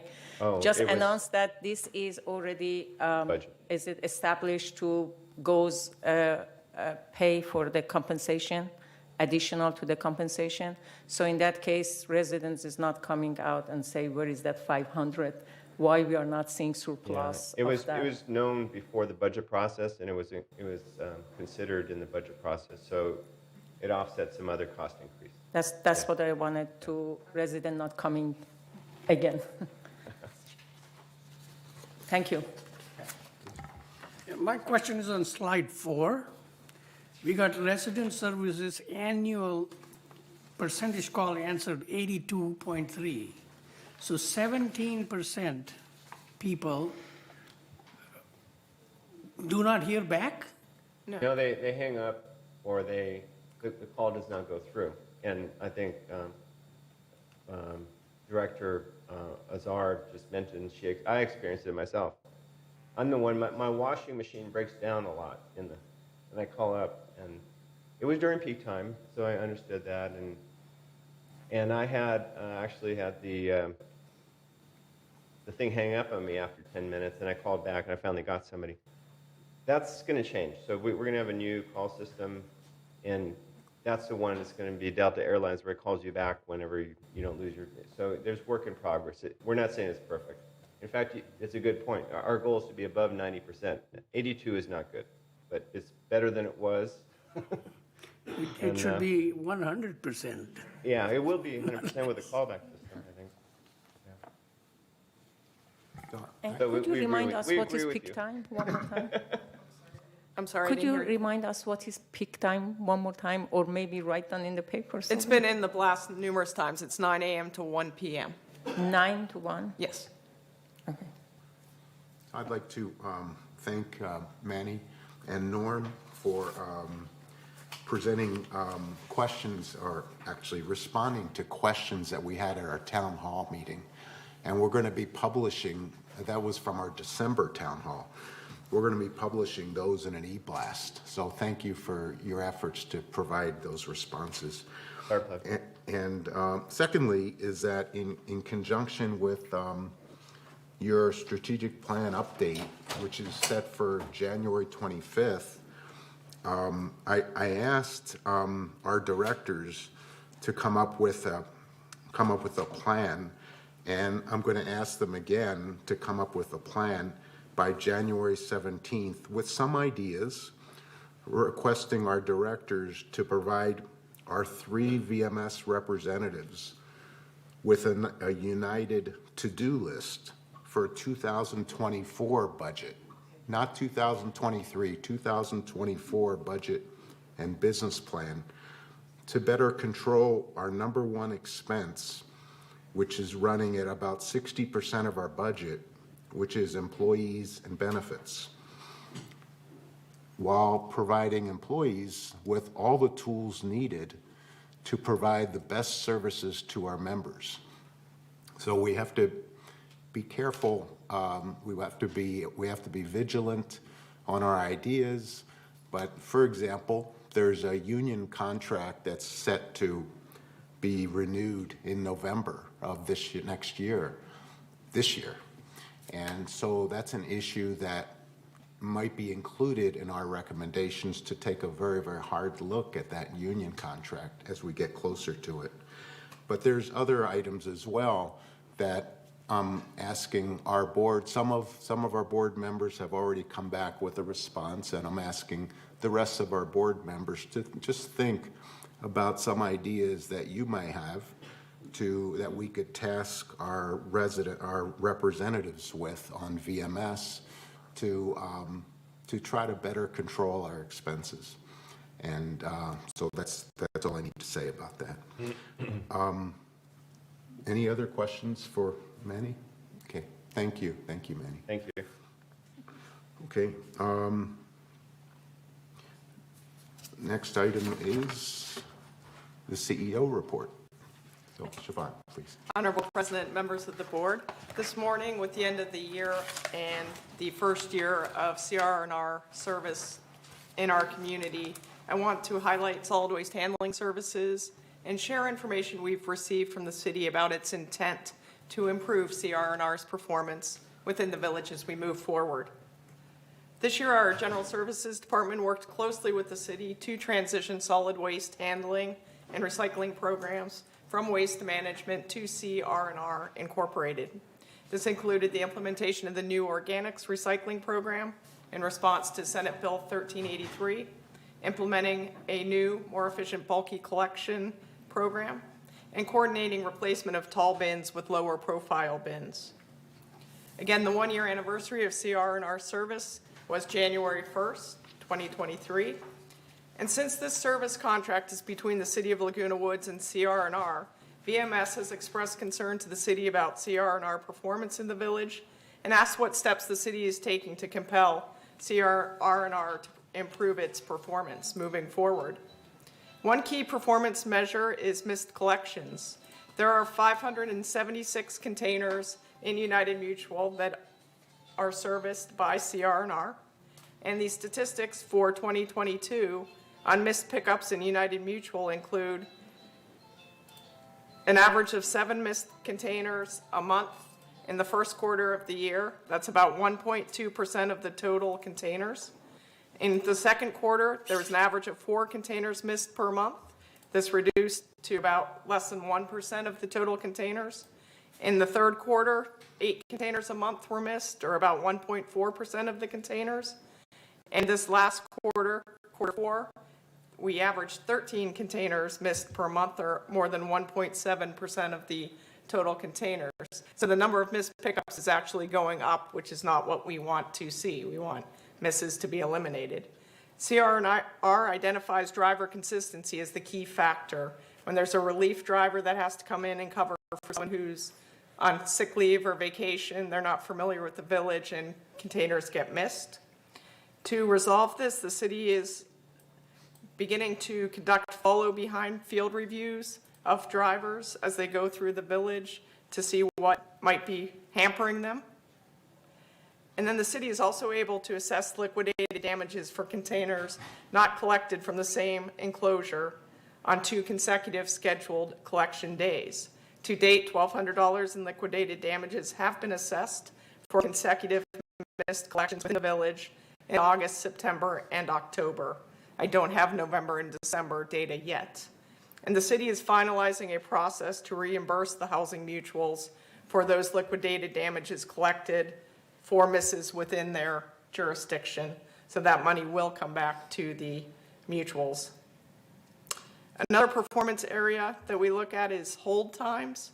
The contract requires callers to be placed on hold to have an option to receive a return call within 90 minutes, much like Director Robledo mentioned, as our new phone system will offer. The average hold time for callers who chose to remain on the line ranged from a low of 1 minute in April to a high of 24 minutes in September. Again, we're trending the wrong way, going from a small wait time to a higher wait time. And then the city also tracks specific incidents and follow-up that are performance issues. For example, on October 27th, CR&R experienced a technical issue that caused one of their main servers to fail, and this caused CR&R to lose the ability to receive telephone and email communications. The issue was resolved the next day on October 28th. On November 29th, the city notified CR&R that its Laguna Woods specific email address was not operating, and this was resolved a day later on November 30th. As a possible next step, and based on the city's discretion, the city may schedule a performance hearing with CR&R. The contract allows the city to hold performance hearings on a biennial basis to ensure services are being provided with adequate quality, effectiveness, and economy. The first opportunity for the city to hold such a hearing would be July 2023, which is 18 months into the contract term. As a result of the review, the city may direct or take corrective actions for any performance inadequacies. So again, just wanted to reassure United that the city is advocating to improve performance and kind of let you know where things stand after 1 year of service by CR&R. So that concludes my update this morning. Thank you. Thank Yeah, my question is, when they first took over and delivered these very tall bins, they were stating that they were manufacturing new bins and that they were going to deliver them. Nothing has changed by my area, and there's a lot of elderly people that can't reach those bins. We are, and Robert's here, we are replacing the bins on a request basis. So everybody in my area has to complain, or I call, or who calls to get those done? If someone's having difficulty, they can email CR&R and we'll put it on the schedule. Okay, so you heard that. Anybody who's having trouble, email. Yes, we've publicized this numerous times, so it's not a surprise. We just need people to report them, and they will be exchanged. Thank you, Mr. President. I'd like to bring up something that we're falling short on, residents. Where I take my organic garbage, there's somebody up there that opens up the blue containers, and I've been working with staff on this. This is not a Laguna Woods Village rule. This is a health department rule. Now it's raining, so all that water is getting in that blue container, and when the guy picks it up, put it in the truck, it's all over the floor, whatever's in there. So we have some work to do ourselves. I don't know how we can catch this person, but something has to be done because it's a health hazard. Thank you, Mr. President. Thank you. Mary, did you have your hand up? Oh, Mary's not there. Mary, can you hear us? Yeah, a couple quick questions. Is there something besides the village driving the city's decision on CR&R, in your opinion? Or is it pretty much the village that drives that? I'm not sure I understand your question, but they awarded the franchise last fall to CR&R after a competitive process. Right, and are you happy with the response you get from them? Okay. I'll let Robert problems? address that since he deals with them on a consistent basis. And the question is, are we happy with the response we're getting from CR&R? From the city about CR&R? Yes, as Siobhan just went over, they've been keeping us informed of the steps they've been taking to, compel them to provide better service. And both CR&R and the city, they've been good partners. It's just been a big task to get them up to speed the last year. But I think we've made some good progress. We do have some good partners, both at CR&R and the city, working with us. It's just been a heavy lift, but I believe we're getting there. Okay, thank you. Robert, again, back to the trash can. My question is why we should wait. It is a 50 plus, many of them handicapped, many of them short, old. It is a problem. And I know you mentioned, I am one of them that I called and changed it, thank you so much. But some of these people, I don't know, they are shy, or maybe they don't know how to call or ask. When they see, personally, they complain, but they are not riding. So when we can solve this problem at all? I mean, what is barrier that we cannot change all of this to shorter one? This doesn't work. It really doesn't work. This big, tall, heavy one. The challenge is that the contract that the city developed does not address bin height, if I am correct, Robert. So this Right. is being done not out of the goodness of CR&R's concern, but Right, when they implemented the contract, they purchased the trash bins that were available to purchase. They put those in place. They are, as you know, manufacturing, so they're buying their own sheet metal, casters, lids, and welding these things together. And by people calling in and requesting them, we're able to get those to the people who are requesting it first. They don't have these bins where we could just order and put them everywhere. So by having people call in and request them, we're able to prioritize those that need them, that are requesting them, and roll those out into the community. I heard this answer before, but my question didn't answer at this point. You keep saying they. My question is how we can solve this one, how we can, as a petition in the Laguna Wood, and it's not for United, it's for Third. I was there, and then there is a forum that people writing about that. So how, as a, this is look like a small city. I mean, not a small, it's a city. It's 18,000 people. How we can write on to the city or something, it is a problem for us. Change the contract. It's not in the Bible, it's in the contract. We can change it and says, hey, this doesn't work for this city. The best thing we can do is convey it to the city and CR and our executive management. We have a meeting, or we're scheduling a meeting with them coming up, and we will convey that desire. Thank you. I look forward for an answer for that.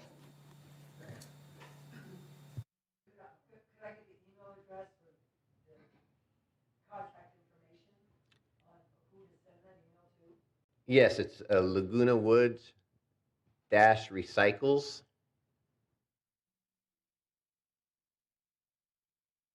at crnrmail.com. Sure. Laguna Woods -recycles at crrmail.com. And Mr. President, can I mention one more thing? Yeah, I just wanted to ask you, is there a phone number as well that we should refer to for CNR? And is there a name of a contact that we should send it to at the email or phone? Just that general email is fine. And the customer service line is 949-625-6735. Thank you. You're welcome. That is all. And please correct me if I'm wrong, I couldn't remember, but is it if we requesting the cost of change and bring it is on the United, is there any cost for us, for United, for changing the bins to the lower? Not for changing the bins. Not for- Not under the current arrangement where they roll them out as requested. CRNR is doing it at their cost. Okay, thank you so much. You're welcome. What I think is a shame is that CR&R, they've been doing this business for a long time, and they had to be aware of our community, you know, and what, you know, those trash cans would do. Director Casey, if I can just bring your attention, every trash company was implementing Senate Bill 1383 at the end of last year, the start of the new year. Bins were scarce, so I think everybody purchased what they could purchase to be able to, you know, meet the merits of their contracts. Not saying that that's right or wrong, but that's the circumstance that, you know, all of California was implementing the Senate bill at the same time. I see.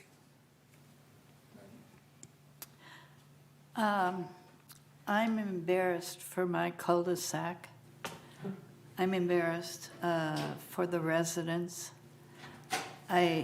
I open every time I open the trash bin, any one of them, either the recycle one or the paper one or whichever one, I find people's stuff from moving out. Basically, that's what happens.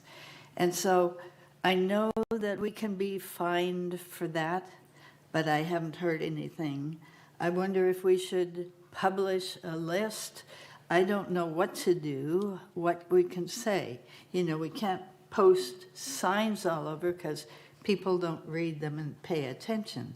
But it is absolutely heartbreaking to see the recycle, full of recycle stuff, I mean, the correct biological stuff, and then you see hangers and clothing dumped in there too, and other things. And same thing with the regular recycle of newspapers. There is, unless we publish maybe, I don't know how to handle that. I don't know how we can get our residents informed and their helpers informed, because this is what it really is. It's someone helping them move out at the last minute, a family member or a caregiver or something, and maybe they don't read English and they don't know what goes where. But whenever we start getting fined for that, and we certainly will in my cul-de-sac every week, I think, we just have a hard time reaching people because so many are in and out, and they depend on other people. It's really going to be embarrassing and horrible when we start getting those fines. Thank you. I don't know what to do. Well, one thing I think has been great is they're picking up all those big items. You know, I see the trucks, you know, out there picking up when people move out, mattresses and all those big items. So that's good. And is that happening every Monday? That's happening every day of your trash service. Every day of the trash service. And to answer Director Blackwell's question, you know, I think what's going to help with that situation is just continue the public outreach. And we've done, and we're working with media and communications to address, you know, various platforms. We've had in the most recent version of The Breeze, we had a multi-page article on what to do with various types of trash. We had multiple Friday email blasts. We go out into the community. We're going to continue to go out on Earth Day and at other events with our booth to hand out flyers and talk to people. It's a constant, continual public outreach to continue to educate people. Thank you very much, Robert. Good presentation. Thank you. Next item is the consent calendar. All matters listed under the consent calendar are recommended for action by committees, will be enacted by the board by one motion. In the event that an item is removed from the consent calendar by members of the board, such items shall be the subject of further discussion and action by the board. Is there any motion to approve the consent calendar? Dan? Make a move to approve the consent calendar. Okay. Is there a second? Second, Allison? Okay, everyone in favor? Do we have to vote for that, or? Yeah. We have to vote. Everyone in favor, raise your hand. Okay, consent calendar is approved.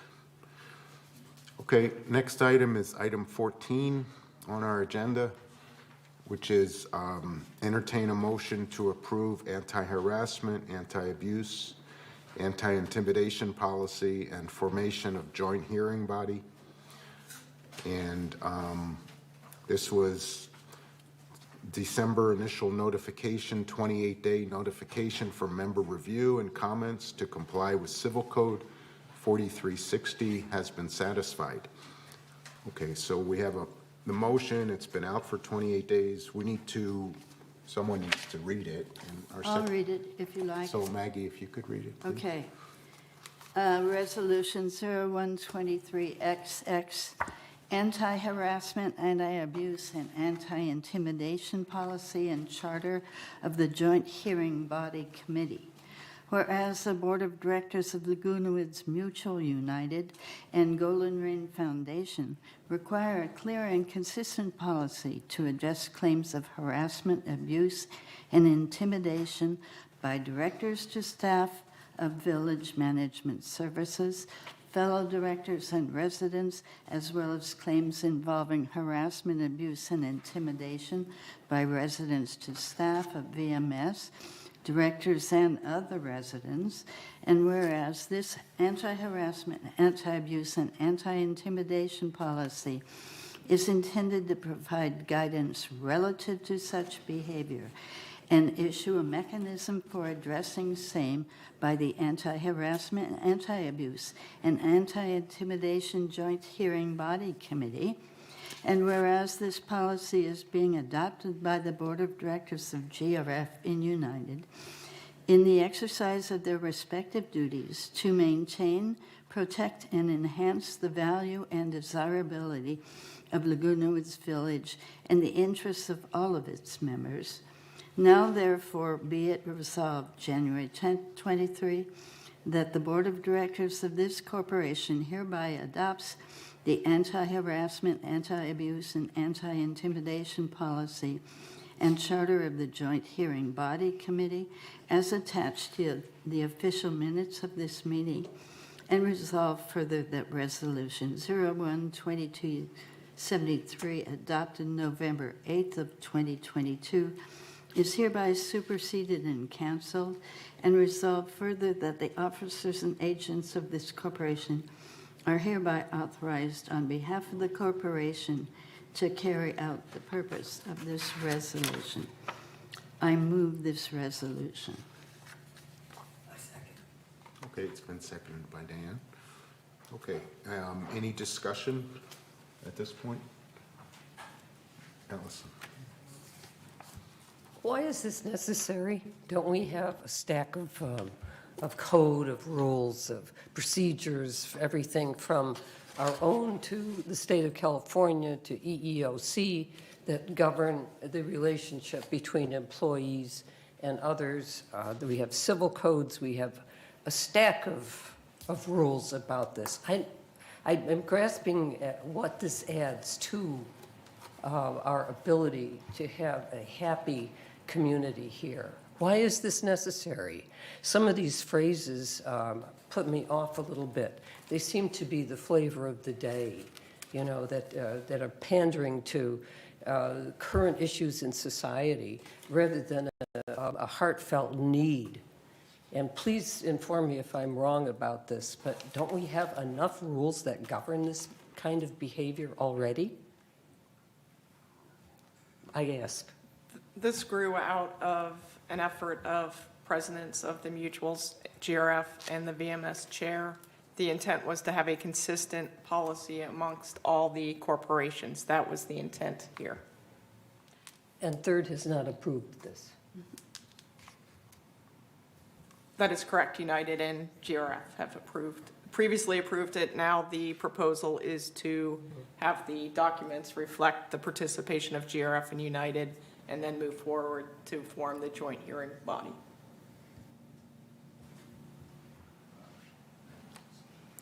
Yes, this is to protect everyone. This is resident to resident, director to resident, director to everybody. This is for harassment coming from anywhere. It is to protect everyone, no matter where they are. The jurisdiction will be where the event occurred.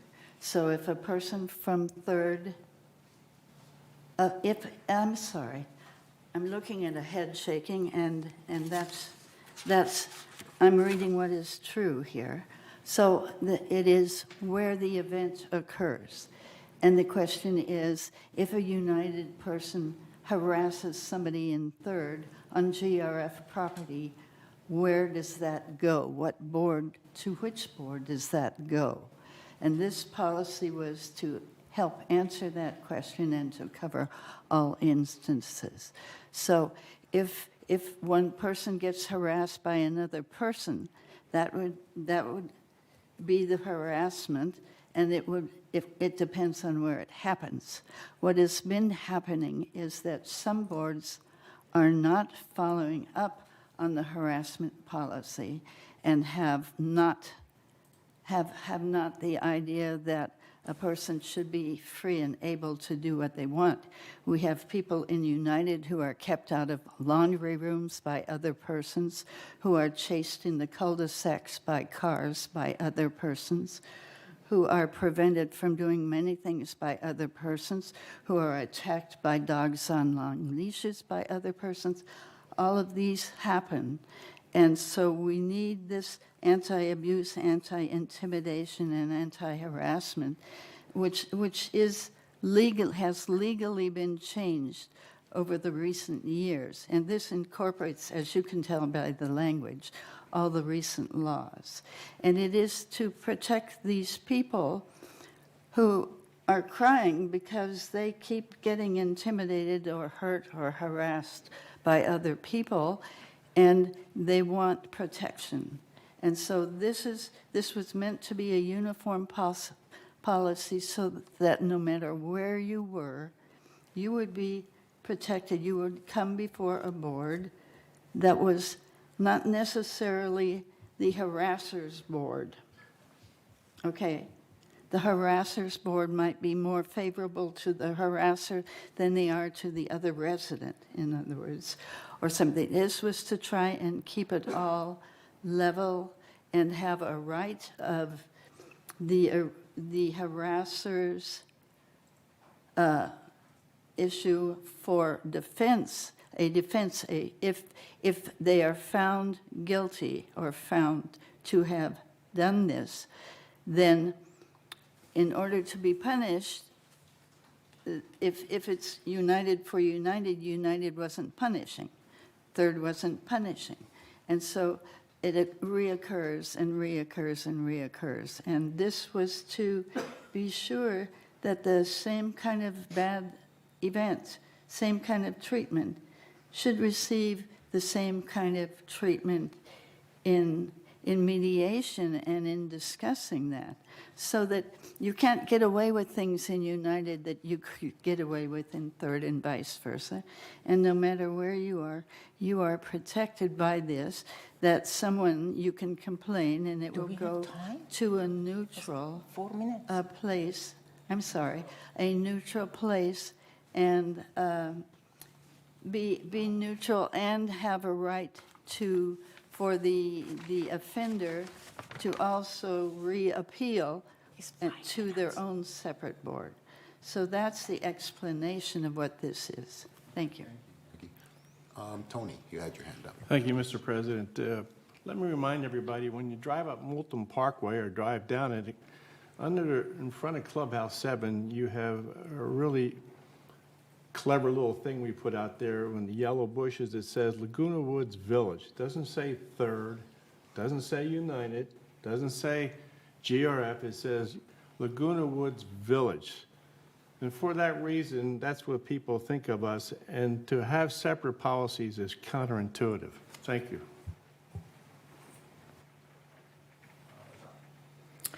Thank you, Mr. President, and I hope I have the same time as other director had. 3 things. Number 1, we heard from Director Blackwell is about the where it's happened. My question is, if Director Ross met me in the Starbucks and he harassed me, should we go to the Starbucks policy? Because it is where it's happened. The harassment happened in a Starbucks. So I should go to the Starbucks harassment policy because he harassed me there. So as want to correct what she said, I am reading from page 4 of 16, that what is, they said, this committee, a hearing body formed via charter by the boards of directors of GRF and United to address claims of harassment, abuse, and intimidation by members, residents, GRF, United, and VMS Board of Directors and Advisor, and member of resident guests. So it's about members. And as you can see, if harassment, club doesn't harass club, people harass each other. So members in Laguna Wood, as Director Rebeter says, yes, I agree, is 2 groups, United or Third, period. We don't have somebody that says my address is in GRF. I am in United. Whoever, 18,000 people that they are in this community is belong to 2 groups, United or Third. So if Third, 1/2 is not in this policy, then it should be only United. That's it, as simple as this. So half of this big chunk is gone. Third is not with this. So other half is United, and I agree. And harassment, as Director Alison Buck said, already there are lots of regulation that how we did This community has been 16 years, 60 years, and I am sure in 60 years there was many harassment and always addressed by hearing that they are coming. This policy should be only for United, period. Thank you.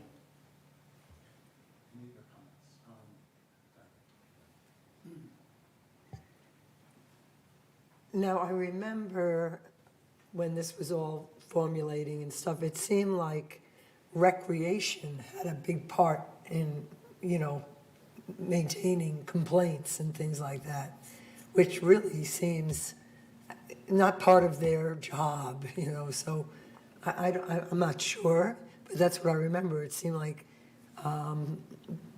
anyways, you could tell us. If an incident occurs at a GRF facility, it is a GRF event. It's not a Third or a United event. That is why they are a part of this policy. Yeah. So it was important to include them.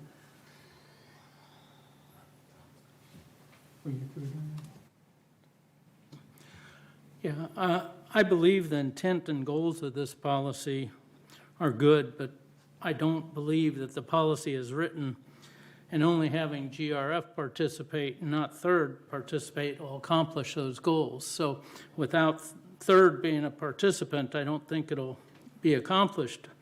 And I believe United members will see a rise in their legal fees due to this policy, because every complaint that proceeds is going to be reviewed by legal, it says, in the process, unless the complaint's dismissed. Not to mention, and I'm not trying to say anything negative about VMS, but if a VMS employee makes a complaint, a VMS employee investigates it, a VMS employee decides if the action goes forward, and then a VMS or third party investigates again, then it goes to legal review, and then it's the compliance department issues the notice from VMS, and I think it can get pretty sticky in that regard. Not sure that'll be a major factor or not, really. But in the end, all this can be overridden by the members' board, too, because it goes back to the individual members' board. So if it's a third member that's the complaint is against, the third board is going to make a decision on a policy that they're not even participating in, or it comes back to the United board that can override this whole process that just occurred. And so they're good goals, but I'm going to vote no on this just because I don't think it's going to work, and I think it's going to cost United residents. Maggie, you had your hand. Okay, I don't mean to take up too much time. A jury of your peers does not mean a jury of your neighbors or friends. It means a neutral jury. If you always go to a jury of your neighbors and friends, and you are the more active one, you will get preference just because. Okay? This is trying to make the jury neutral. Okay? This will not happen at Starbucks. This is only on village property. Whatever happens at Starbucks, you call the sheriff. We can call the sheriff here for some things, and maybe we should start doing that. Yes, sir. And that would get it out of the hands of a board which, to the prior, has been very reticent and allowed many, many things to go on.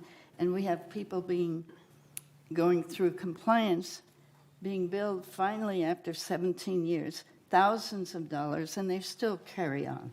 So we have, this is the problem. So if the idea is we must come all together, we do not have all our meetings on the same day, and we never have a united meeting of all three boards to discuss this and vote on it, because our structure is not that way. So somebody is going to have to be the first board, and somebody's going to have to be the second board, and then somebody will happen to be the third board. If 2/3 of them go with this, then the 2/3 that are involved will happen. Whatever third does with their people, we won't know. And so we may not get redress of grievance. If a third person does something to me, I might not get correct redress of grievance in third committee because I'm from United. And if they don't want to. It's 2 minutes. Okay, Thank you so much for the time. okay. Paul, did you have something you'd like to say? Yeah, I just want to let the board know we do have a one-member comment before you guys start voting. Okay, let's let the directors finish, and then we'll let the members comment. Diane? Well, I just had a comment on something that was just said, whereas, the police are very busy. When I got hit by somebody in here, they did not respond. They had no time to come and address the situation. Luckily, we had security.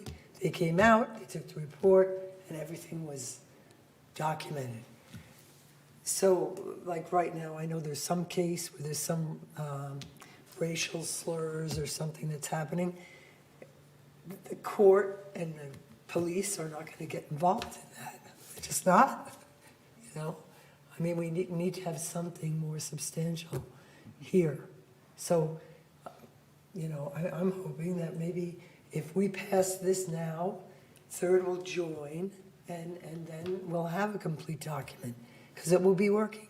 And the good thing about it is that we have people from third on the board, people from United on the board, people from GRF on the board hearing, so it's a more fair of all those opinions are going to come together. So I think this is a good thing. Maybe it can be tweaked in later times, softened a little, but it gives them some, way to address these things. Because we've made changes in a lot of things with how people are being treated and the way our documents were drawn. It's just something that happens with the change. Thank you. Cash, please. I think we are one village. Something like this should be one for everybody, not different. And we are trying to get in here and take third out and do this and do that. That's ludicrous. We don't need to do this. We need to be consistent as one village. We are one village. Thank you. Thank you, Mr. President. What we're not considering here is people. We're a board, trying to think ahead and all that, but we don't know where the lawsuit's coming from. We don't know if it's going to be sexual harassment, if it's going to be hostile work environment. We don't know if it's going to be staff or a resident or some contractor. So we have to be prepared, and I agree with Director Akrakar, as a village, so that when we go to court, we can show them that we're aware of this and we have policies to prevent it. And the last company I worked for, I had to go to school 3 different classes to learn about this stuff so that we'd be prepared, because you don't know where the lawsuit's coming from and you don't know who's going to be there. We have to be prepared. Thank you. Yes, I agree with Cash that one village, one things, but that is the problem. Third is not with us. Half of the village is not. Half of the village is not in here. And that's the whole issue. This should not be passed. My vote is no, because the big part portion, half of the village is not in this one. So we cannot call this one a complete. So in that case, yes, I agree, if they were there, they are not, unfortunately, or fortunately, whatever they wanted. We cannot make decision for third. Third is not here. So the whole Laguna Wood cut to half of that is not here. So the vote for me is confusing. And imagine, even imagine, in the community that they want to pick up someone from GRF, maybe that GRF that they pick it is from third. Third is not accepting, but someone from third is going to vote in here. It's so complicated. So the way that's written, this one is amazingly complicated and is not working. So this must be revised, and I agree, it should be totally for United and be decided as United. So my vote is no for this one because it's not complete. Siobhan. I just want to clarify, it's not a half of the village that's excluded, it is a third of the village, because GRF is a participant, not in terms of members, but in terms of the amenities. If the incident occurs at a GRF amenity, it is a GRF item, so my impression is that it's a third of the village, not a half. Yeah, I wanted to make a few comments if I could. I agree that the best approach is to handle this as one village and Laguna Woods Village. But in this case, Third does represent half the population and has decided to be on their own. And I believe they have their own policy for this, to take care of this. And VMS has their own policy to take care of this. So I'm thinking this is like a bar stool that has three stools, three steps to the bar stool. One GRF, one Third, one United, and it's missing one of the three stools, so it's not really balanced. And I would prefer to have Third involved, but unfortunately they're not. But I think it's an important policy that United should have. And if this does go down to defeat, I would like to see this rewritten because I think it's important that we have an anti-harassment policy for United, that it be rewritten based on United's policy to handle anti-harassment. And it should not be shared with just GRF. That's my feeling. And then the second thing that happened yesterday at our president's meeting is that there was discussion as to where does it happen? Where does the incident happen? GRF believes that as it's written, where it happens takes priority over the people that are responsible. I believe that it's the people that are responsible for the harassment that takes priority. So there's some confusion even among the presidents as to the clarity of this particular bill, or this resolution. So I think that needs to be kind of figured out and determined what is the truth. And as I said, if this does fail, I think that it should be a United policy to quickly develop it into our own policy and have a United anti-harassment policy made up rather quickly, because the terms of this policy seem really well written. It's just that I think we need to be on our own. That's just my feeling. Any other comments? Oh, Siobhan, please. On November 8th, United repealed its anti-harassment policy. So if you elect not to move forward today, I would suggest we have that policy reviewed quickly by legal counsel to make sure it's current with all applicable laws and bring it back for readoption because it's been suspended and canceled. That's a good idea. Director Simon has a comment on Zoom. Mary, go ahead.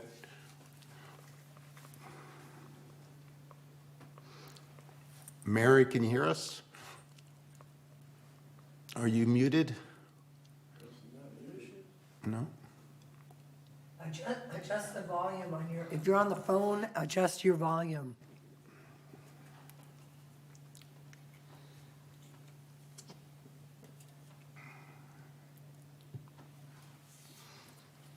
We still have a speaker. Yeah, I know. Okay, any other directors before we go to the members? No, can we end up the? Well, let's let Maggie one more time. Go ahead, Maggie. Okay. Well, United has a terrible record with this so far, on its own, in the past. Terrible record. So I guess we could continue that terrible record, or maybe we can decide better. Maybe we can enforce our policy next time. Okay, thank you.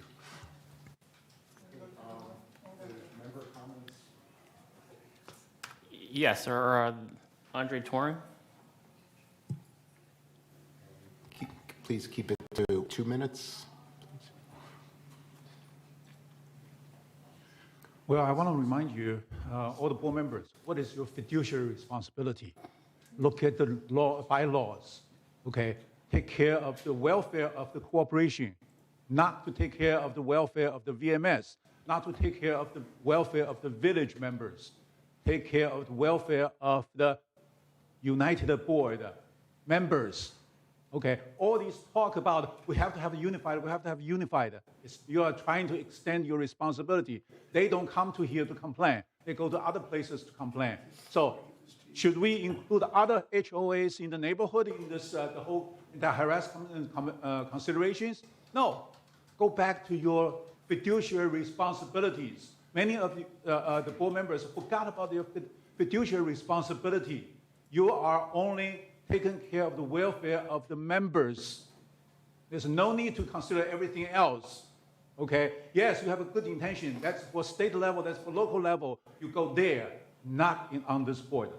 And also, I want to remind you, there are a lot of illegal procedures exercised by the VMS board, and I'm pointing the finger at VMS. Okay? There's a lot of illegal procedures. For example, I got sanctioned by VMS board without knowing it.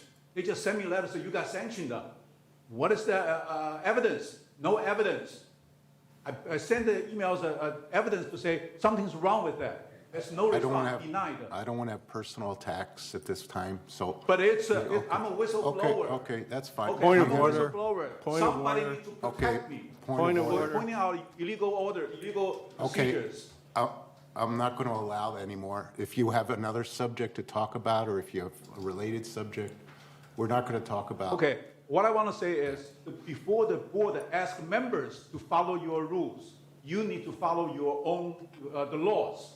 We come up with all kinds of illegal procedures to incriminate the members, but we are not talking about your own mistakes. Okay. So it's very important that you understand it. You're out of time. Thank you very much. Thank you. Please follow your laws before you ask us to follow Okay, your laws. thank you, Andre. You're out of time.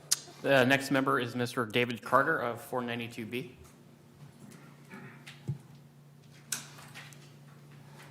I'm not here to talk about this issue. I have another different issue. Is this the time to do it? No, the time to do it was a bit before, but, Oh, I didn't. I just learned about it this morning and I raced over here. well, go ahead and talk about it. I'm sorry to You've come all the disrupt way the over. schedule. My name's David Carter. I live at 492B. First of all, let me just say to all of you, I really appreciate the work you do for the community. I don't think any of you are paid except for a few, and you spend hours doing things for all of us. We love living here, and thank you for all the work you did, you have been doing. New Year's morning, New Year's Eve, we had a downpour, rain. New Year's morning, my wife and I got up, we're having breakfast, and we looked out in the living room. There was water all over our living room. We had no idea. Where did this water come from? This was New Year's Day. Of course, everything was closed up.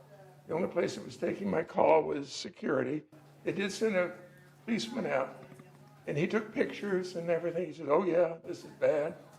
But we got towels out. We mopped it all up as best we could. And that's the last time somebody came. No, the roofing people came the very next day and got up on the roof and said that the downspout on the roof, we live in the Madrid model, which is flat roofed, was clogged, causing a backup of water on the roof. It had seeped down into our unit, and the floor was ruined. The wall had moisture in it. The ceiling had moisture in it. It's a nightmare. But they cleaned out the downspout. They cleaned they found the leak. They patched the leak. Since then, with all the rain we've been having over the last week, no more moisture comes into our house. However, the damage is done. A man was out an hour ago, just an hour ago. That's why I raced over here, saying that, well, the association is going to pay to have the ceiling fixed and the walls fixed at their expense, at your expense. But I'm responsible for the floor. because it's not part of the structure of the building. I said, that can't be possible. The floor is part of the structure of it. You can't have a building without a floor in it. And they said, well, that's our policy to not repair the floor. It's a laminate floor. It's all buckled up. It has to be taken out and fixed. I'm asking you to consider this. He says, go to the board. So I immediately called here. The board is meeting right this minute. Race over here. Here I am. I don't know what the procedure from here is. What's your address? But my address is 492B, Calle Cadiz. The moisture assessment people were out this morning an hour ago and said I'll be contacted by somebody. But I want to get on this. I want the moisture in the floor to be taken care of. Okay. Siobhan, did you have something to say about it? I just indicated that I've passed it on to maintenance and construction staff to ask them to follow up and have a conversation with you. Okay. I assume that it's going to come back to you guys, you people, to authorize spending several $1,000s to have my laminate floor taken up and new laminate floor put down. They want to move fast because they said moisture is in the wall. I don't know if you can, I don't know what the procedure is actually. Okay, so could you report back to us after M&C has a chance to talk to Yes, this gentleman? absolutely. Let us know what the outcome Yes. is and how we can move forward to satisfy you. At this point, that's fine. Thank you. Okay. Thank you. You're welcome. Oh. Mary, did you have any other, or can you hear us, Mary? Hello, Mary. I know she's in Connecticut trying to get through, so. Okay, let's go to the vote. Yeah, so regarding the anti-harassment policy, which is, I'm just looking at which item we're on here.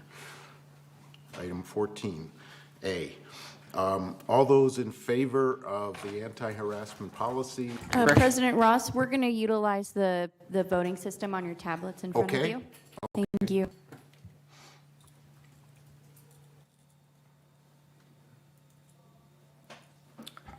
I don't have in my, Yeah, I don't have it in mine either. It's not working.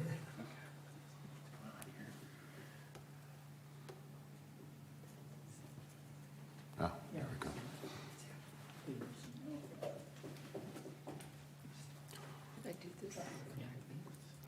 I can. No.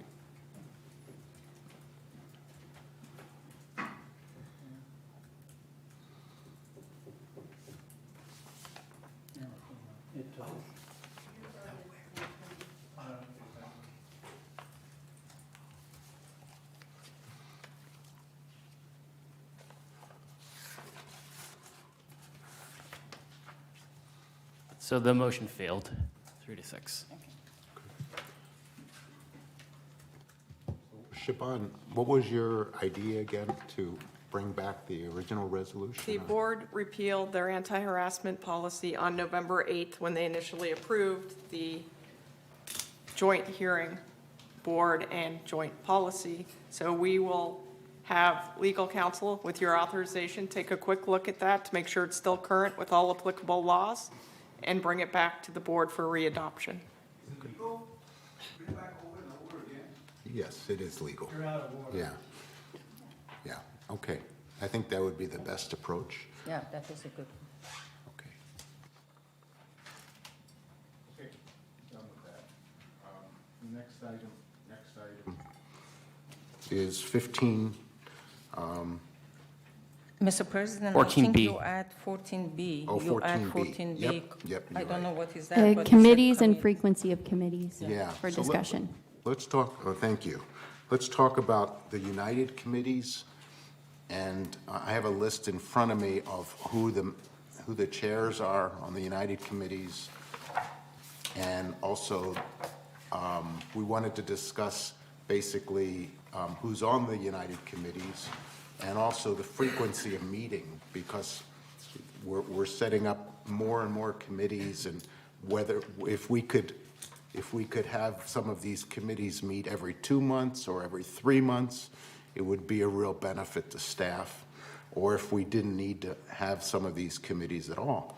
But I just wanted to go one by one through the United Committees and discuss with the chairs whether they think it could be held less frequently, or you wanted to add any members to the committee, et cetera. So first, let's start with the architectural controls. Excuse me, do we have, everybody has that one? I don't have that one. It's in the minutes too. Which page? Which page? Item 5B, page 10 of 18, has a list. 5G? 5B is in boy. Item 10 of 18 is a list of United committees. I have 5B, but I have only GRF. I don't have United. Page 10 of 18 is United. Turn the page, there you are. 5E, is it? Oh, this one? Okay, thank you so much. Does everyone have that? Yes. Okay. So the first one I just wanted to go over is Architectural Controls and Standards Committee. Anthony, you're the chair, and I'll take the place of Reza while Reza's out. Reza's not on there. No, it's not there. It's Oh, Reza's not on there. No. It's Allison's on there, right? Black Okay. Okay.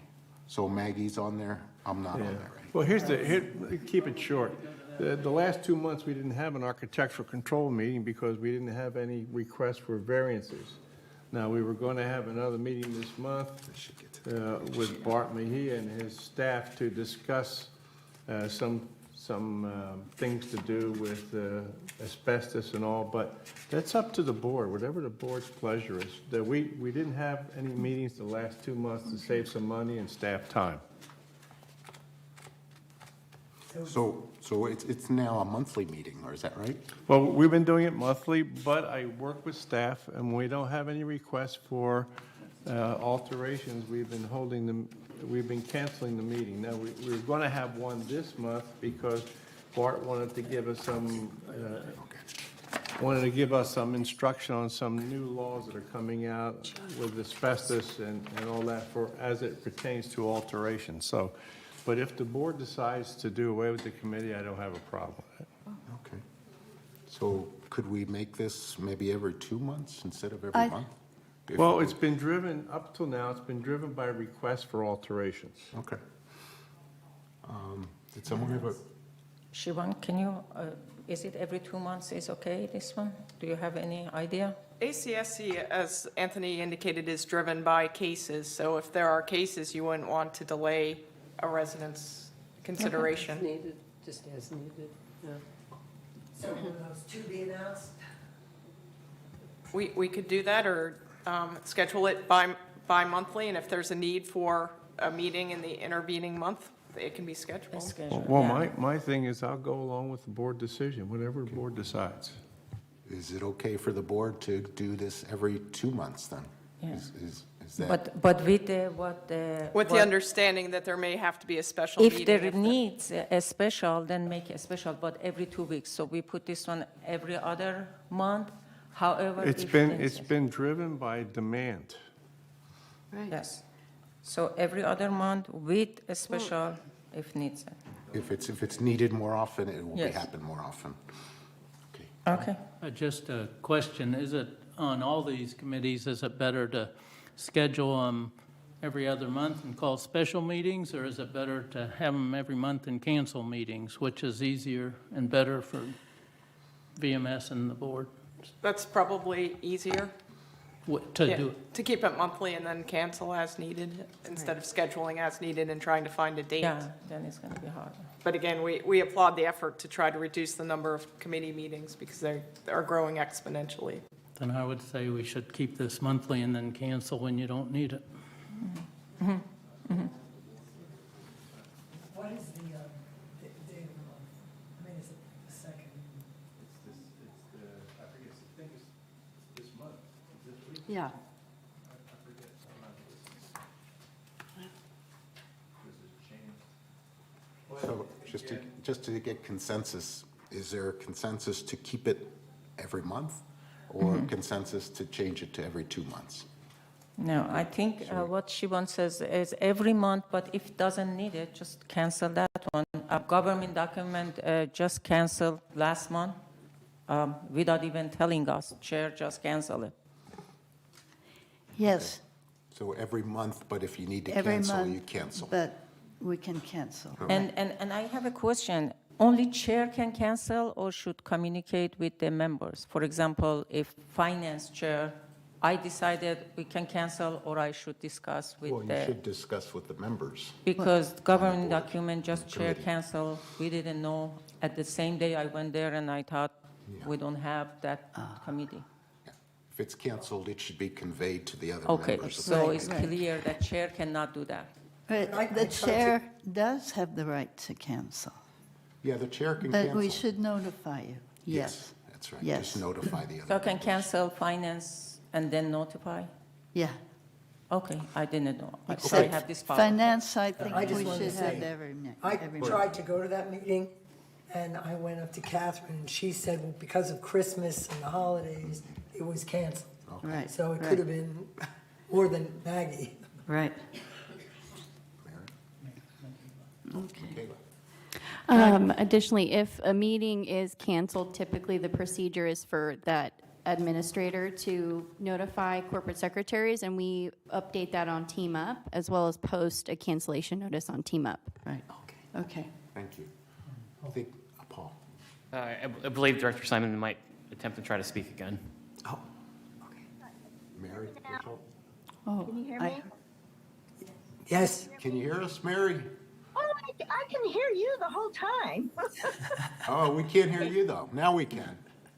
Oh, perfect. So I agreed with everything that's gone on so far because everybody else has mentioned the things I was going to mention anyway. But as far as the meeting, I think that's, I agree that you schedule everything just so that it fills in the calendar and then you go and you cancel when you need to, and that the chair be the one to cancel, and then everyone on the committee is informed, because that way you have one person in control of that committee and that everybody's flopping back and forth. One person makes the decision, which should be the chair. Okay. Thank you, Okay, Mary. thank you. Thank you. All right. So, Mr. President, can you, regarding to the cancellation, we write down a protocol or something? I am confused right now. Chair can cancel and notify it without even discussing with members, or members should be noticed, or VMS staff should be noticed to take in the calendar, put no. At this point, I am confused with all of this talk. If you put a protocol or VMS put a protocol and send to everyone, I appreciate.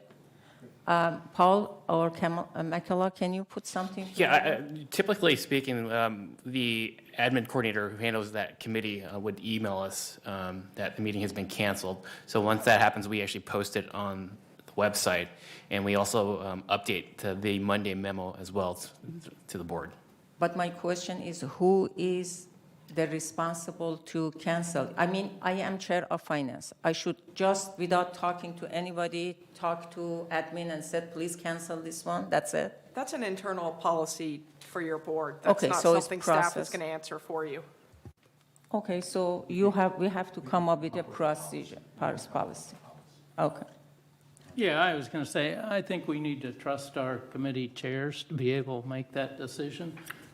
And hopefully they'll communicate it properly. Right. But I think I trust everybody on this board to make a proper decision about holding a meeting. Okay.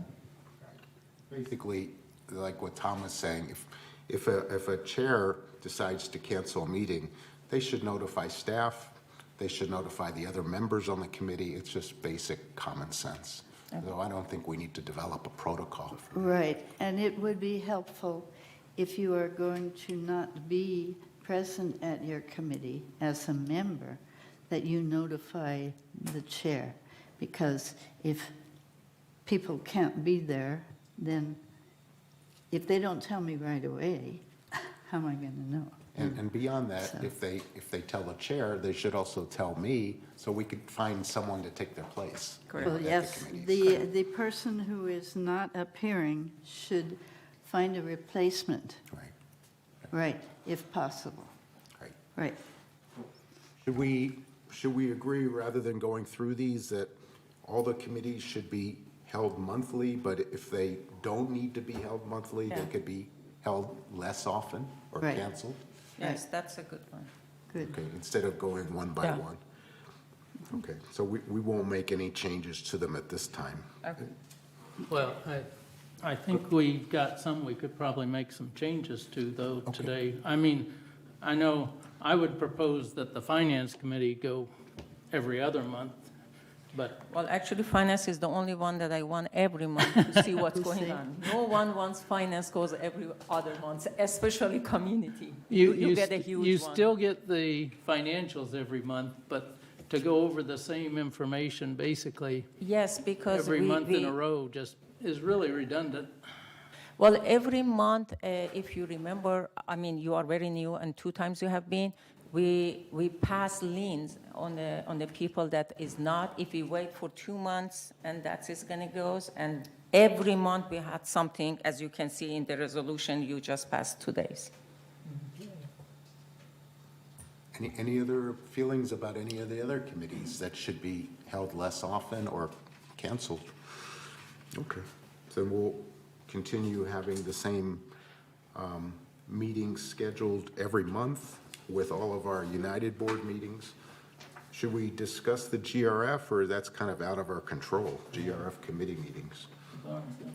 That's kind of out of our control. Siobhan.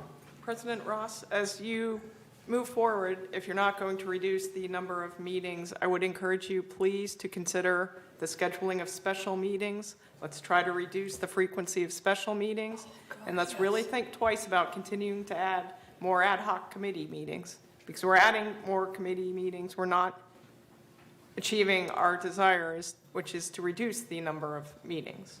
And each meeting has several hours of staff work behind it. So I please encourage you to try to help us be more efficient. Thank you.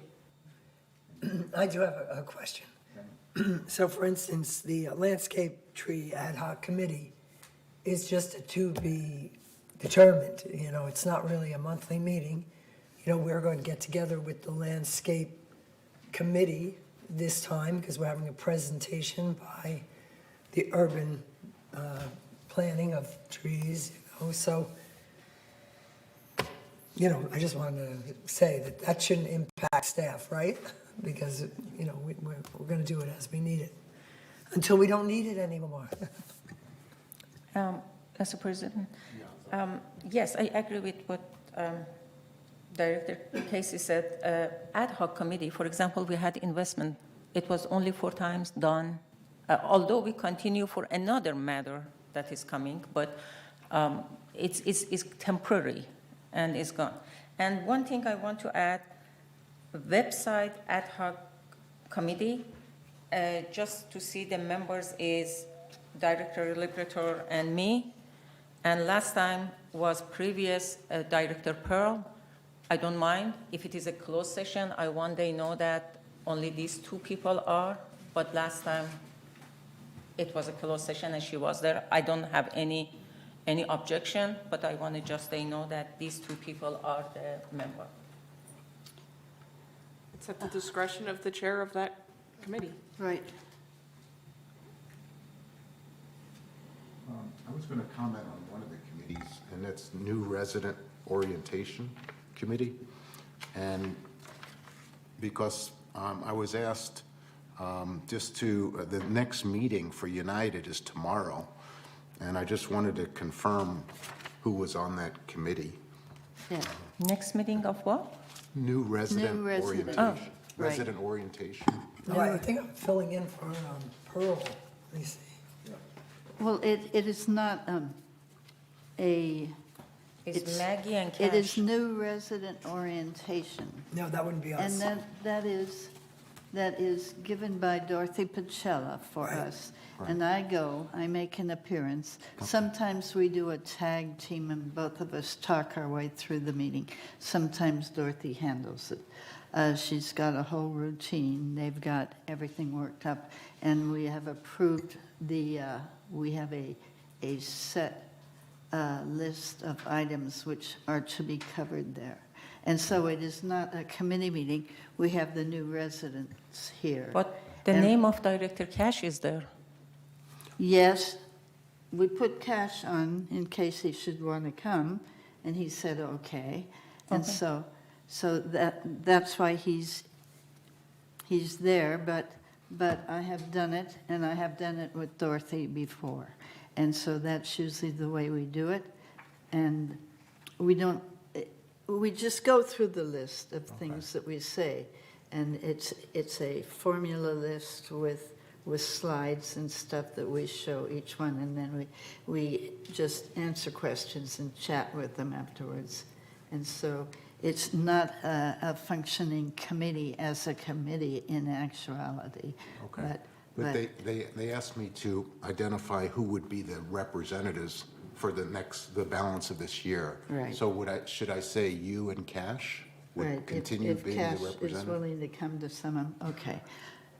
Basically, we talk about insurance and things like that, and so, and about the activities and other things, and try and get people accustomed to how we handle things here. So it's very informal, but very structured. Okay, thank you. Dan? Now, I agreed to fill in for Pearl for the traffic hearing. Is that member hearings? Yes. Is that the same? That's, No. Is that GRF? Oh, it is?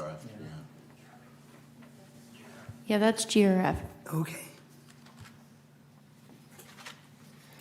So are we done with this, or, Let me just see one. because there is no changes?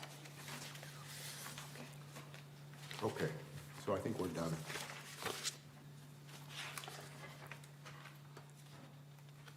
Okay, so let's see.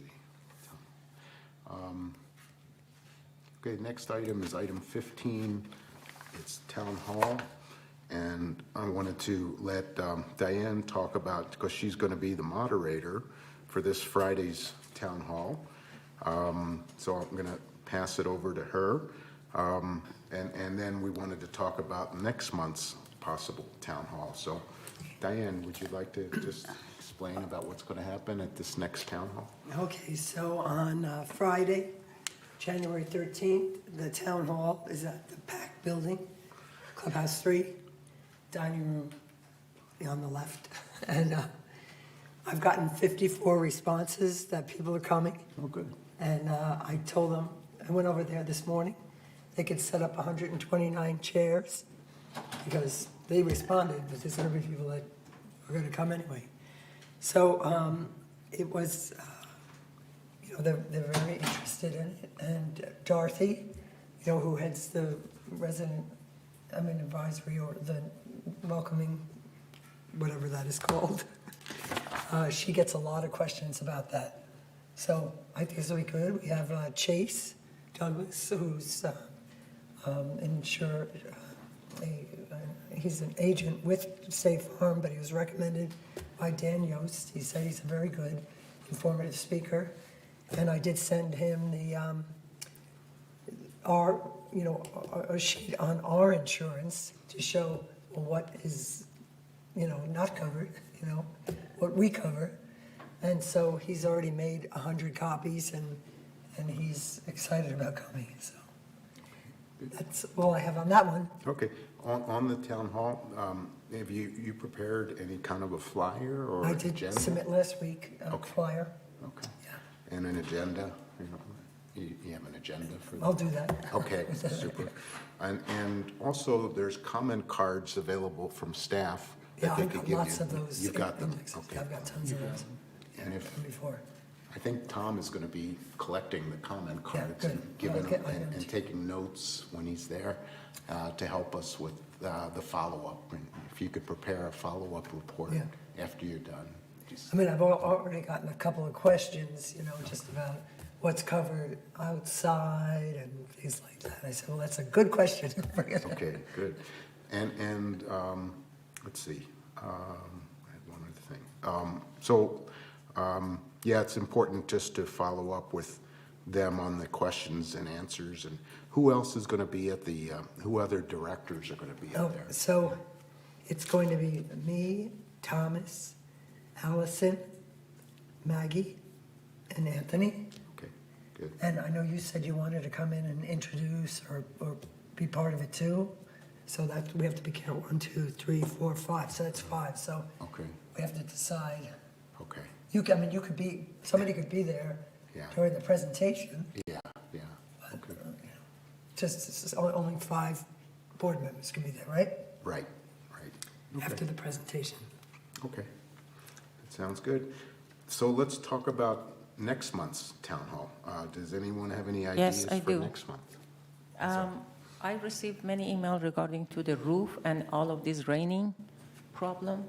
And a resident has a very good idea about in this drone that going and maybe take a picture before it's all of this damage. As you heard today, the problem is when VMS cover the roof, but the damage to the residents may be for the floor, $800 or, $1,000 damage to the residents happen, and United is not covering that one. And that's one issue that I have and I receive a lot. And another is lighting, especially during the winter. We receive lots of problem with the dark and with the coyotes, and all of this comes around 4 o'clock. Look at that. It's getting dark, and is really, really some area is dark. And these 2 issues, I want to put it for the next one, especially during the winter, because both of them belong to the winter. Rain for the roof, and then lighting. Regarding the lighting issue, this is something that came up at our M&C meeting. And we received, I received a really good explanation from VMS staff saying that there's an application, and very simple 1-page application to fill out with a 1-page resolution, that we do have budget for it for 2023 for lighting. And we want to convey that to our community. And I have prepared like 20 applications. I'd like to hand them to you, and you could just let the members know that there is this in existence and there is budget for it for next year. And if they do need lighting, maybe we don't need to wait till next month's meeting. We could announce it now at this town hall. So, It would be great if you could speak if you have the time. yeah, I'll be there. Okay, that would be So great. I'll be there. But definitely the issue with the rain and the damage. Yes, and and the then roof- what the is roofs. covered or not, so this resident should know. This person that came didn't know that we're not going to cover the floor. But you see, that's So going to it's- be covered Friday. Right. As far as the I know, insurance. but the rain is not covered and the No, no, I'm insurance. just Okay, saying, that's, what we're happens? trying about problem with the flat roofs right Yeah, now. yeah. We're talking about M&C. Yeah. And the thing. flat- So flat roofs flat is a- roof So is a you're big just problem. suggesting an open forum. Open forum for the, not open forum, someone that be, I should think about that, what kind of a speaker we needed, what kind of information we can give to residents at the first sign to call us, or rather than wait until like this person, the whole area be water. People don't know, and this happened probably from January to end of getting to the March. Again, we are going to have this problem, and then the big rain is coming actually. And this insurance it was established, otherwise I was forcing for this storm that is coming, this be priority.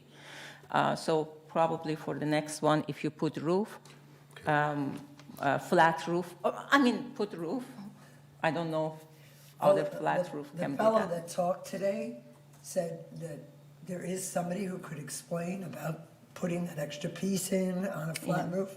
So maybe somebody who could who's knowledgeable, who's not a VMS employee.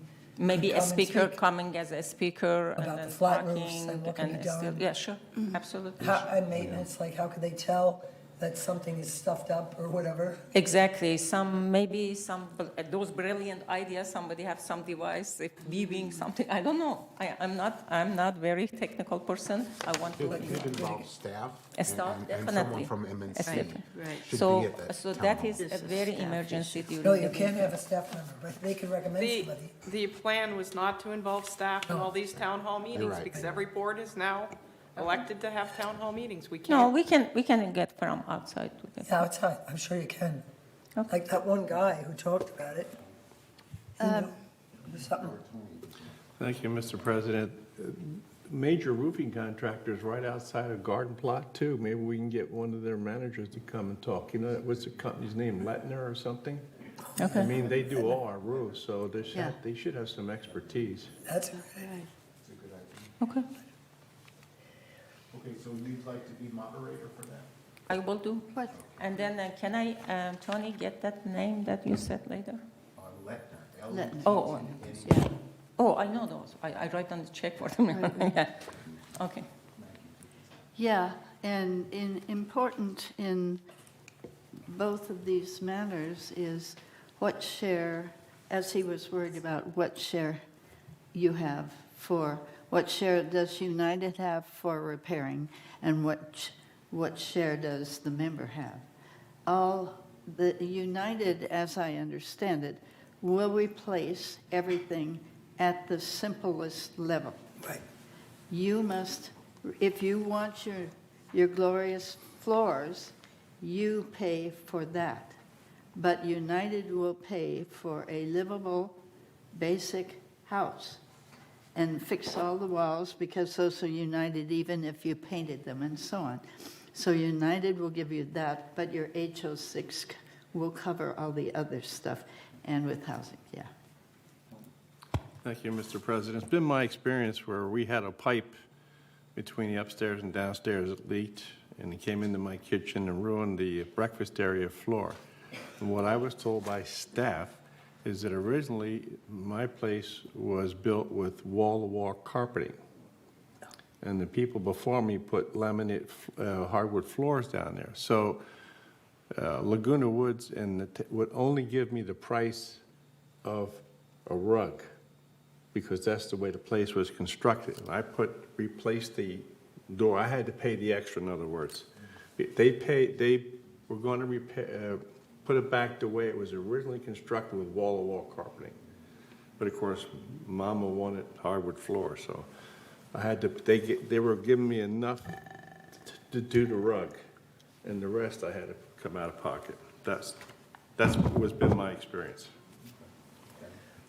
Yeah, I had two leaks, and one was my fault from a tub I put in, but they didn't know in the beginning what it was, so they took out the ceiling and the walls, well, the ceilings, and my HOA policy covered they repaired it, but it covered that with my $1,000 deductible. I had to pay the rest.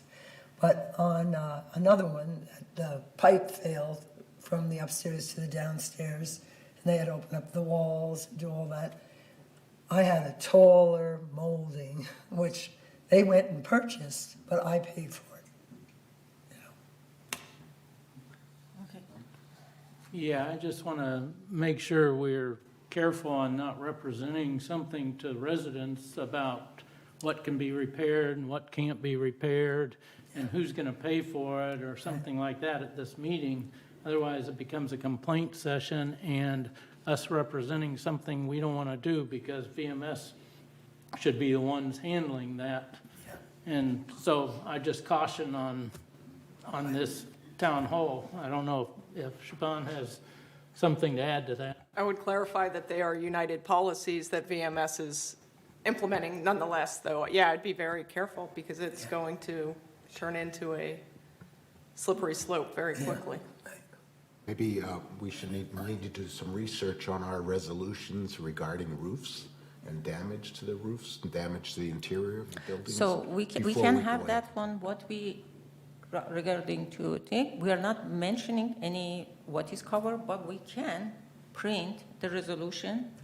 What is in the resolution, we can hand it and say, you read it by yourself. This is our resolution, says this one. And that's the best way, we are not getting involved that we cover or not cover. Anybody says what is covered and said this is resolution, you read the resolution and contact VMS. And that's it. So we're not giving any advice. And that's, to me, is the best way. Yeah. Okay, because Mr. President is 12 again, we're not going to have committee Yeah, we report will. again? Mary, did you have a comment? Mary? Did you have a comment? Her hands was not up. Yeah, just a real quick comment. What Azar just said to reinforce that, we discussed this earlier. The last time we talked about town meetings, that we said never commit, never agree, never. Not that you know what I'm saying. We just want to make sure that we reinforce what the policy already is. And her suggestion is very good in that we have a printout available, maybe half a dozen of them, of what our rules and regulations or what is part of United, and that we distribute it, that they will, and we just take the information they provide. And but we have to, we support our members, but we cannot commit to something outside of what's in the rules and regulations. So let's distribute them and let the members be aware of them. That's all. Okay, thank you. All right, let's move on to committee reports. First committee report is the Finance Committee. Yes, so we don't have a comment, member comment? We have director For comments. escaping? And you're right, which is item number, which item? 16? 16. Director comments. Any director comments at this point? Yes, I do have. Okay, Azar, go ahead. I want to say, first of all, Happy New Year to all Laguna Wood Village residents, especially to United residents. And I would like to share with you, we arrived in 2023 with a great certainty that United Reserve account is safe now and will not lose any money on its investment. Based on a vote on November 14, all investment of United is in 3 to 21 months Treasury bill with 100% guarantee positive income for our reserve account. And my second note is, in the last few weeks, I have seen many sidewalks lights or breezeway lights are on during the daytime hours. I am asking if residents see such an event, please call resident service as soon as possible with reporting the location. The price of electricity is too high to be wasted during the daytime. Thank you. Thank you. Any other comments? Okay, let's move on to committee reports. Report of the Finance Committee. Azar, you're first. Yes. If I can find it.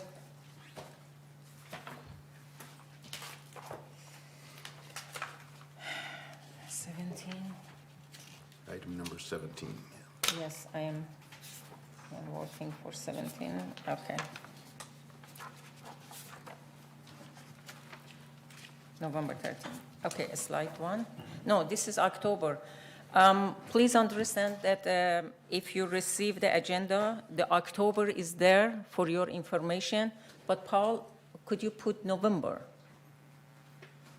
But we are, because last month we didn't have report, we just added for information of residents. But today we are covering November. Thank you so much, Paul. Through the reporting period of November 30th, 2022, total revenue of United was $43,865 compared to expenses of $43,543, resulting in net expenses of $970,000, as you can see in the board. Can we have a slide 2, please? In finance, we keep a close eyes on the operating portion of our financial result. The operating fund without depreciation shows an operating surplus of $122,000 through the reporting period. This chart shows how much of our revenue went into operation, with $20,643 coming in from assessment and $1.4 million coming from non-assessment revenue.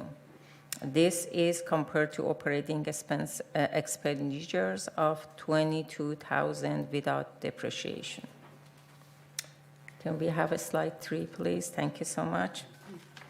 This next chart takes the full income statement and compares those results to budget. If you can see the budget in one column before the end, we can see that United ended the period better than budget by $2.3 million when combining both operating and reserve saving. And slide 4, please. Which start is a bar chart is easier for eyes to see. The most significant variance from budget is attributed to employee compensation, $1.7 million favorable variance resulting primarily in the M&C and landscape services, largely to the open positions. Outside services is $772,000, again is favorable.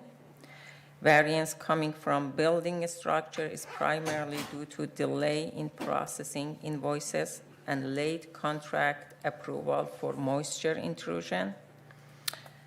And the next one is material and supplies, again is favorable, $521,000, resulting primarily from less materials used inside the mutual.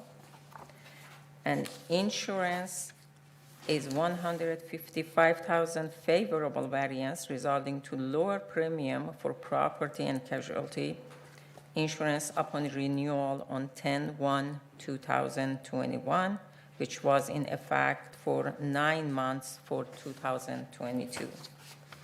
But as you can see, the largest one, it was in investment, but I assure you that you will not see again. This is unfortunate variance resulting from the sales of discretionary investment during the reporting period, which was $1.3 million. And can we have a slide 5, please? On this pie chart, we show non-assessment revenues earned to date of $1.8 million, excluding the loss of investment. If we include the loss of investment, the non-assessment revenue total is $424,000. And you can see it's categorized by other one, from investment to laundry to processing fee, lease processing fee, which is 8%. And in number 6, you can see on this pie chart, we see the expenses to date of $43,000, showing that our largest category of expenses are for employee compensation, you can see, and property tax, followed by outside service, utility, insurance, material, and so on. And in slide 7, on this next slide, we see the same things, but we take property tax out because property tax has different, we collect it from resident and given to the city. And number 8, our fund balances are shown here. The contingency fund balance on November 30th, 2022 was $1.1 million. The reserve fund balance on November 30th, 2022 was $18.2 million. Contribution and investment revenue collected total $8,900,000, while expenditures was $9.8 million. The property tax fund balance on November 30th, 2002 was, as you can see, is the difference is negative 67,000. And the next slide is slide 9. This is nice that you can see, actually, for the first time, we see the contingency is less than average. We compare this to historical fund balance for the past 5 years on this chart, which have averaged 20 million. But this year, 2022, our contingency fund is going less than average. And slide 10. We have a slide here to show resale history from 2020 to 2022, for 2 years. Through November 30th, 2022, United resale total 390, which is 71 resale lower than prior year for the same time period. The average year-to-date sales price for a United Mutual is still stay up. The average is 354,000, which is 75,000 higher than last year. So the price stay up, but resale going down. We should be a little bit careful because GRF received from that 7,500, and GRF probably receive less for next year. That was the report that I have today, and the next meeting is going to be January 31st, 2023 at 1:30 p.m. at the board meeting. Okay, next is Architectural Control and Standards Committee. Thank you, Mr. President. Our last meeting was on October 20th, and we canceled November-December meeting because we had no requests for variance. So hopefully we save, well, not hopefully, we save some money there and staff time. And we're going to have a meeting this month because Art Mejia is working with me, and there's some things he wants to teach us about the electric problem, vehicles, and also about the asbestos thing. So we agreed to have the meeting this month. Okay. But then again, if there's no driving force for the meetings, we just don't have them. Okay, thank you. The next one is Member Hearings Committee. That's Director Lee, who's not here. Was there anyone else at the last Member Hearings Committee? Yeah, I can speak to that. Please. Members Hearing Committee is meeting every month, and we're handling different things. I will say this, that the VMS staff at the Members Hearing Committee do an excellent job, and very tough meeting to have with different residents, but they do a super job in handling it. Thank you. Governing Documents, Director Maggie Blackwell. Okay, we had a meeting in November, and the main discussion was from the point of view to get more correct information to realtors, and that was the concern. We find that we are not informing realtors of all the things that they need to know, and so they are going ahead with a good sale process, but possibly not as accurate as it could be. So, under consideration is a video on the website for new member orientation, so we'll see how that goes.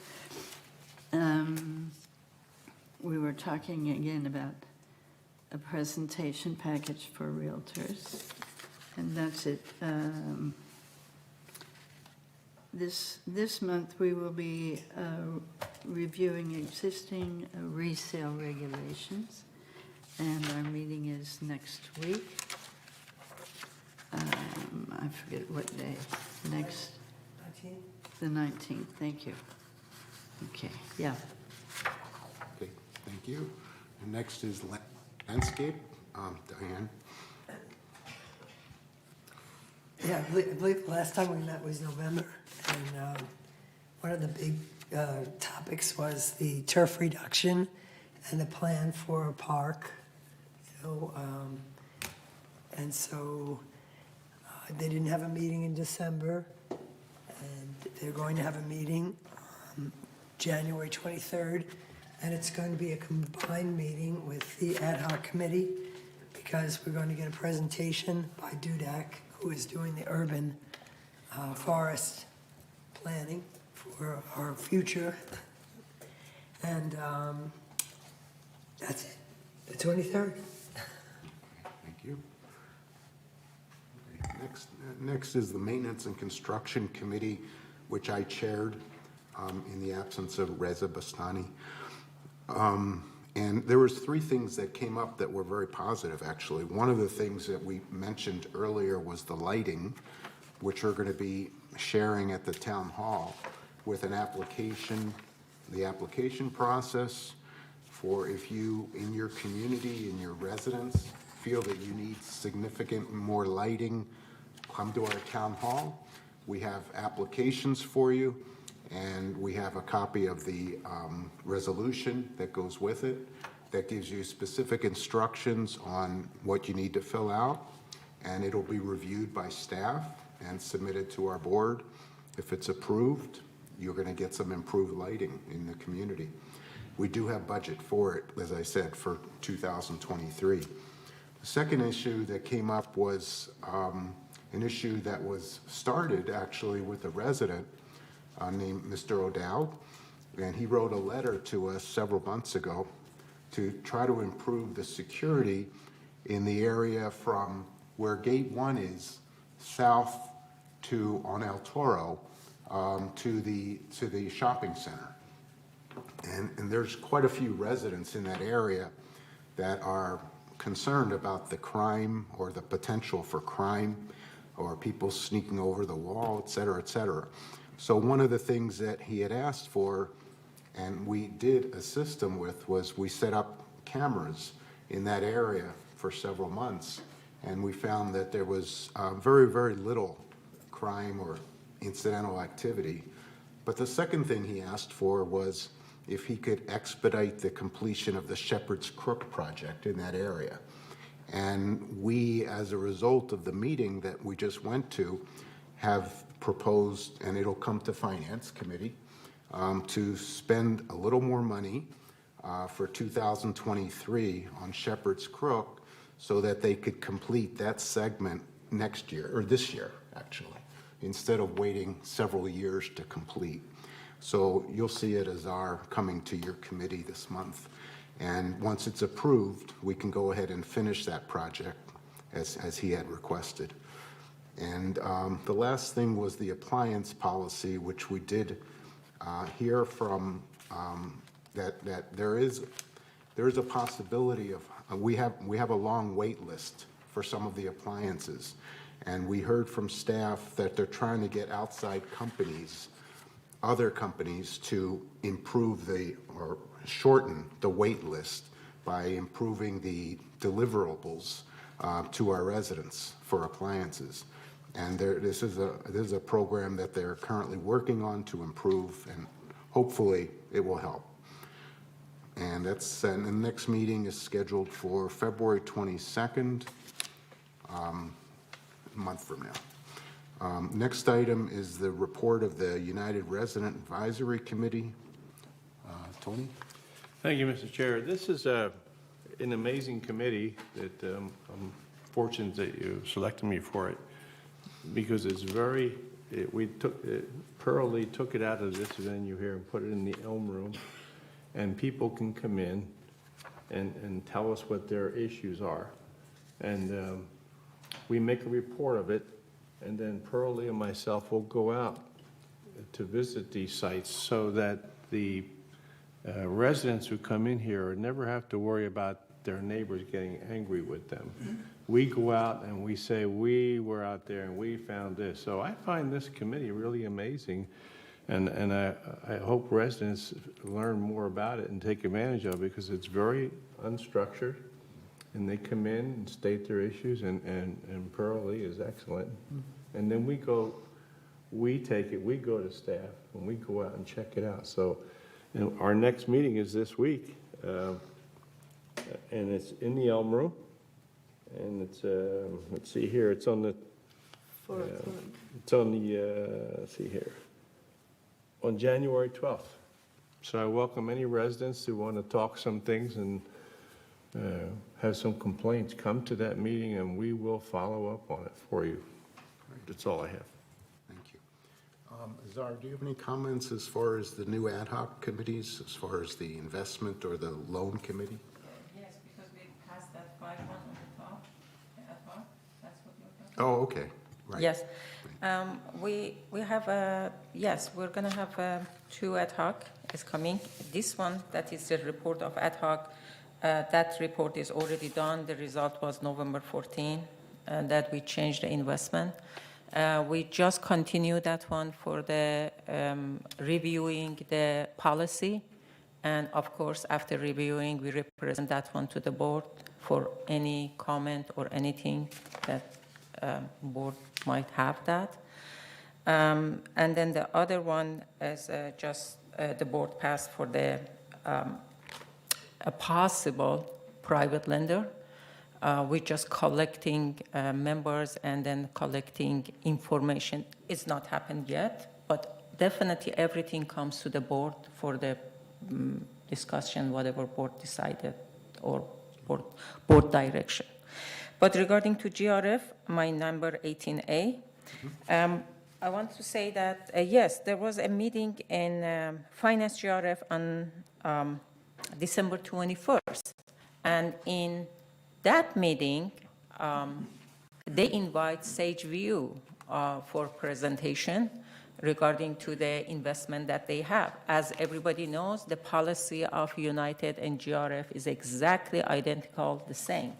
And GRF still has their investment in the bond fund.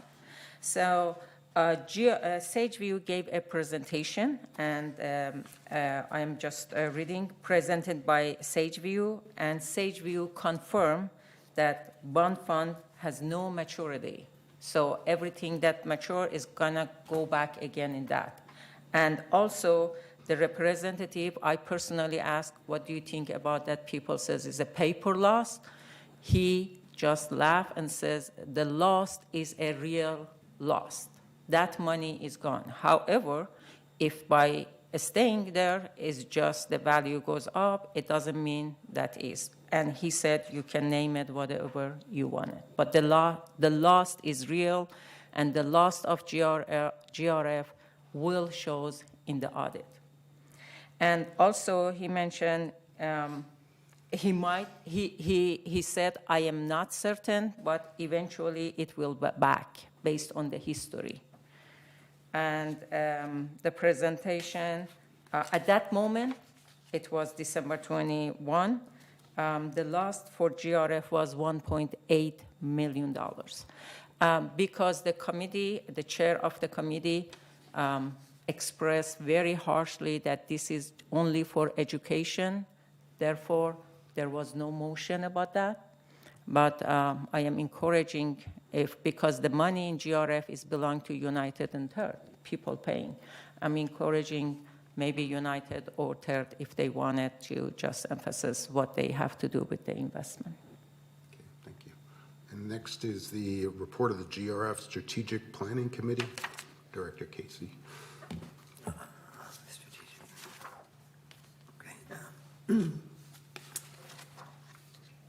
I don't believe that they've had a meeting in a while, you know. Debbie Dobson is the chair, and nothing's been happening. No. And I don't think there's a meeting in the horizon either. Okay. So, Okay, and next is the report of the Community Activities Committee, also Director Casey. yeah, okay. So, yeah, that, let's see.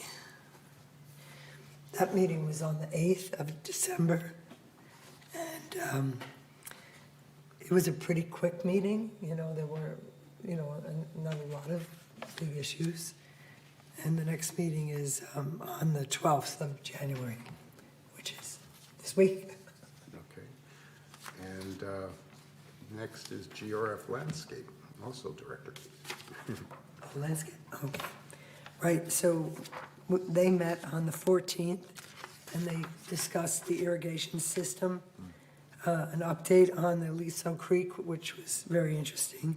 They had a speaker, Kay Havens, who talked about sustainable landscape, which was extremely interesting in her presentation on the drought. And the next meeting is on February 8th, so not in January, but February 8th. Thank you. And next is the GRF Maintenance and Construction Committee. Mary, can you hear us? I don't know if she was there or not. She hears us. So I wasn't at the last meeting, but I do have a small update in that there was a cancellation of the EV charging application based on a meeting we had and a vote that was taken by the committee. And then,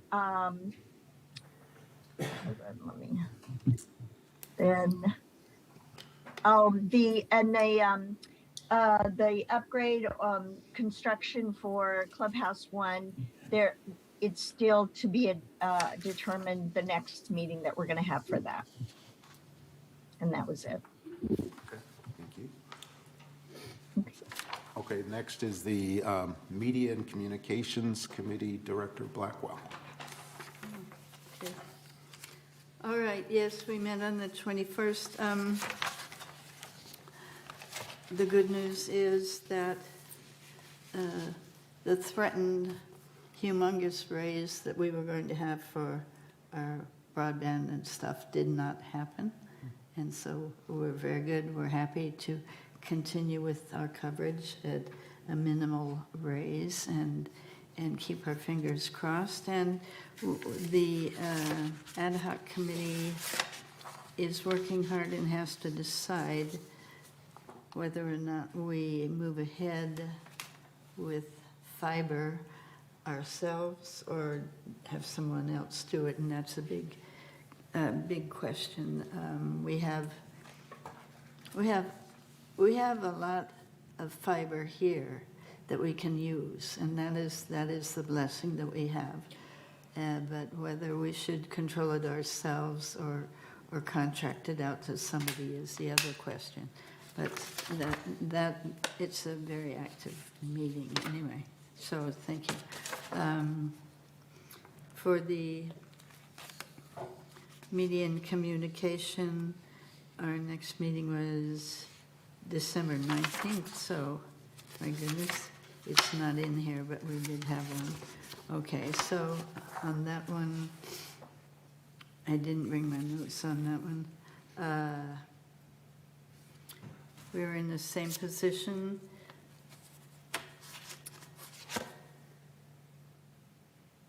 I can't remember. We made some suggestions and changes, but that was it. Thank you. Thank you. Next is Mobility and Vehicles, Director Ascari. Yes, we had a meeting in December 7. Discussion was about transportation system, and it was explained that there are 3 programs. Number 1 is fixed route, which transportation is based on fixed route and commercial fixed route with a total of 9 18-passenger shuttle bus. And the residents can find the route is fixed, they can use. And number 2 was Laguna Wood Village Journey Program, which provide curb-to-curb transportation for pre-approved residents with medical needs. If you have that one, you can call and make appointment. And number 3 was Boost, which is on-demand rideshare as a contractual partnership with Lyft. a resident can call transportation office for this service, explain what, and then they get a ride for that. So I am excited because I even didn't know exist this tree. So I want to share with residents that everybody take advantage of that. Thank you. Thank you. Report of the Security and Community Access Committee, Director Blackwell. Okay, yes. We met on October 31st. We have a question about secured cameras. There was a suggestion that we have a committee, let's see, there was a suggestion that we have stop signs and sidewalks. We hire a staff, hire a traffic consultant for approval of stop signs and sidewalks being put at the intersection of Avenida Sevilla and Via Mendoza. But the committee found that we will not consider a stop sign at that intersection as the frequency of violations is not significant. Though some of the complaints are loud, the frequency of violations is not significant enough even to have a study on the violations. So we did not do that. We will have our next meeting on February 27th at 1:30. Okay, thank you. Oh, and I suggested a duck and cover safety video be put out over Channel 6 every now and then, because I don't know how many of our members can get down for duck and cover or how to get down on duck and cover. I know there's a video somewhere that we had, and I suggested we might show that again sometime. It should probably be shown once a year, but that was it. Next is Laguna Woods Village traffic hearings, Director Akokar. Yeah, the traffic hearings were held on November 16th. The next hearing will be on the January 18th at 9 a.m. in the boardroom. Also, I'd like to bring to everybody's notice, especially our traffic people, that Gate 1 and Gate 3 areas, the tree grows, and sometimes in the evening times, it makes it a little harder to see people crossing when you're trying to get into the community.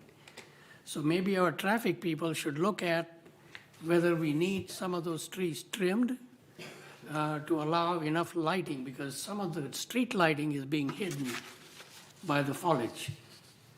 I would like to bring that to your attention, and maybe to our traffic people to look into Gate 1 and Gate 3 areas for tree growths. Thank you. Also, I have a comment. This actually came from my wife. And she was driving into Gate 2 yesterday when it was raining, and today it's probably gotten worse. But I guess Gate 2 is where the restaurant is, Gate 2. Yeah. And they're now asking for people to show their IDs, which is slowing down the incoming. It's only one lane in and one lane out. And so she said at the time there was cars all the way out on Moulton.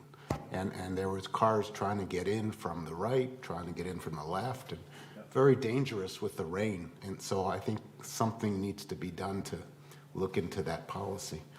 Maybe we go back and let people just go in as needed. I don't know, but it's very dangerous. That's Clubhouse 2, not Gate 2. Yeah, Oh, that's Clubhouse, you're Clubhouse right. too, right. Clubhouse.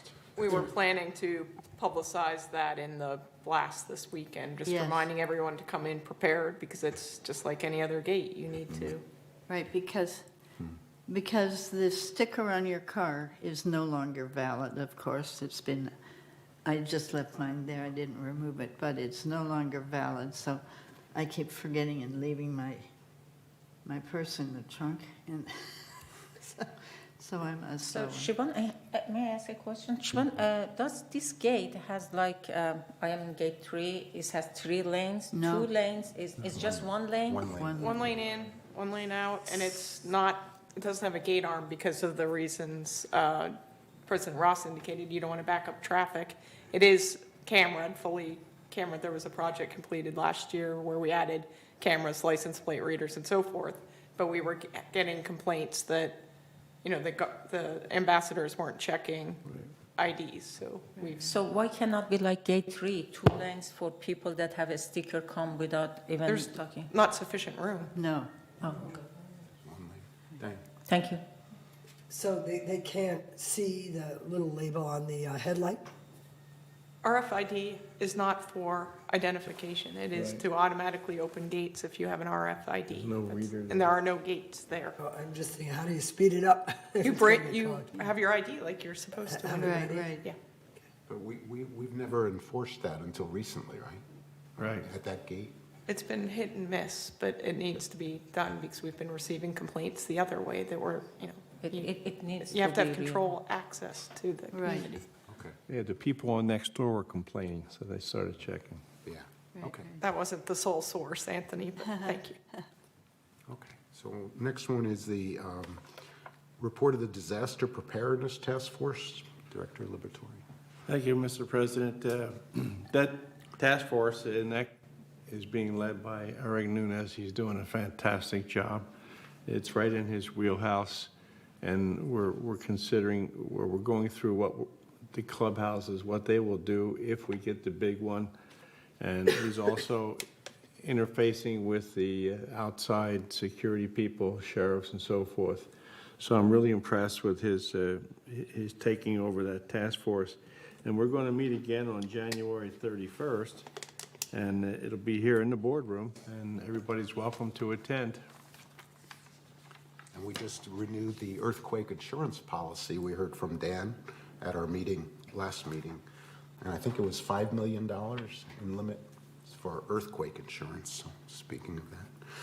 Next one is the report of the Purchasing Task Force Ad Hoc Committee. I didn't know anything about that.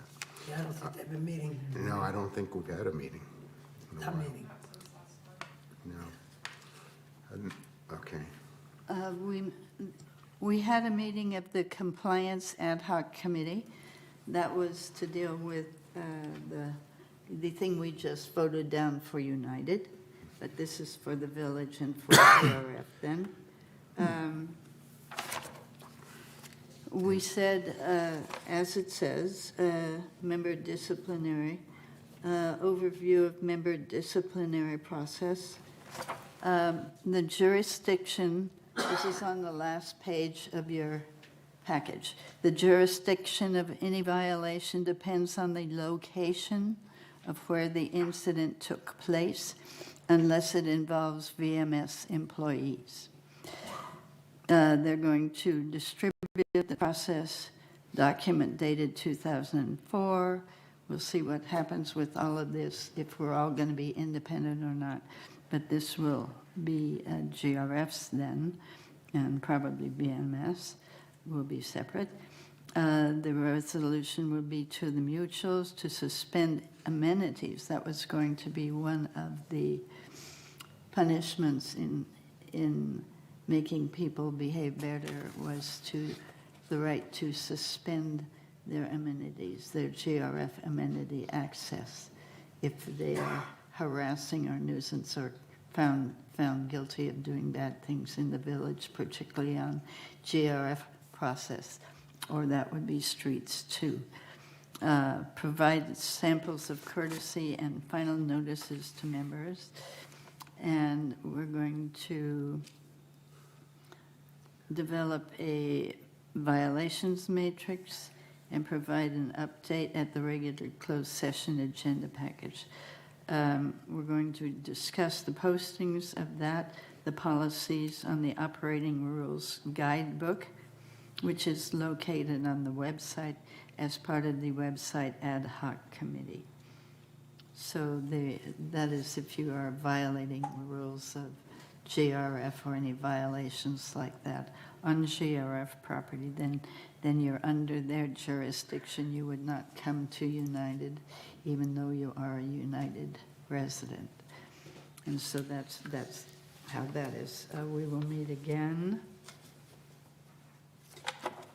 Maggie, what committee was that? That was This is compliance. the Compliance Ad Hoc Committee. which we formed the first time we passed it. Yeah, we just skipped 2 of them. So Just skip.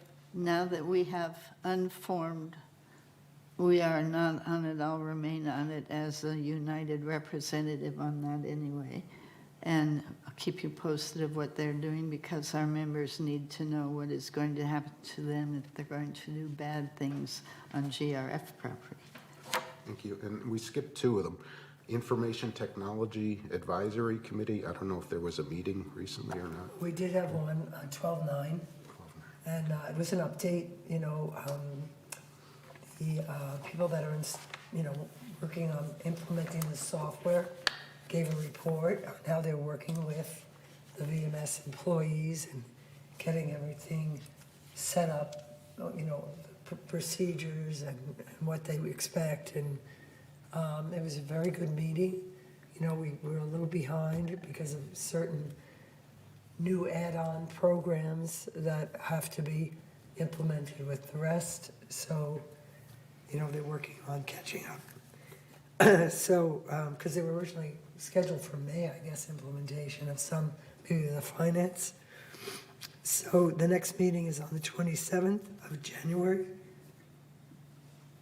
Okay, thank you. And last one is the Insurance Ad Hoc Committee. Director Liberatore. Thank you, Mr. President. We haven't met since July, and the next meeting is to be announced. And the one thing I have here is that we have to talk about fiduciary responsibility. It seems to me that we have to look at all possibilities for the village. And one possibility we haven't checked yet, and I'm having a hard time, and that is having our own insurance company.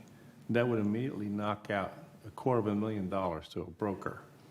But a lot of work has to be done. I've contacted the state, I've contacted some insurance commissioners, and I haven't had very much cooperation from them. But I think it's something that we have to look and say yes or no. We haven't looked at it yet.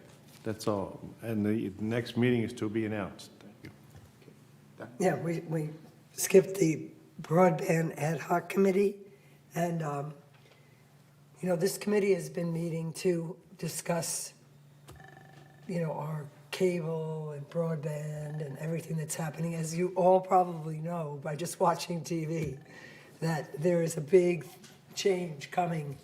You see Peacock and all these different streaming platforms and cable and what's happening with cable. So, this committee is very diligent in looking at what are our options, what's our strategy, what are we going to be doing, and so I'm very happy to be on this committee. It's opened my eyes. It's a big responsibility. The one thing I wanted to mention to Tony was, I mentioned it earlier, but we're going to be taking a look at another insurance company. I forget their name. But anyway, I'd like to invite you to that Zoom meeting so you can listen in and hear what they have to say. I'll be glad to do that. My last company, we couldn't buy commercial insurance, so we were forced to not to have self-insurance, but own our own insurance company. Otherwise, we couldn't do business. And the way they did it was very profitable. I think it's something that we should explore. Don't have to do it, but we should know it's going to work or it's not going to work. Thank you. Okay, that finishes up the committees. Future agenda items, we have the 2024 objectives for the VMS reps, and I just want to encourage all of our directors to come up with some ideas in the next week. Whoever has not come up with some ideas on how we can better control our 2024 expenses for employees and benefits. So if you can take a look at that, you have any ideas, please submit them to me. And that concludes, let's see, at this point, I'm going to go to recess, and then we'll have our closed session at, let's say, 1:30 or 1:45. What do you guys think? I would encourage the earlier the better. You have a hearing this afternoon. Okay, so let's go 1:30. Start up at 1:30. Thank you all. Thank you. Thank you, Mr. President. It was a very good meeting, and finally we got the report.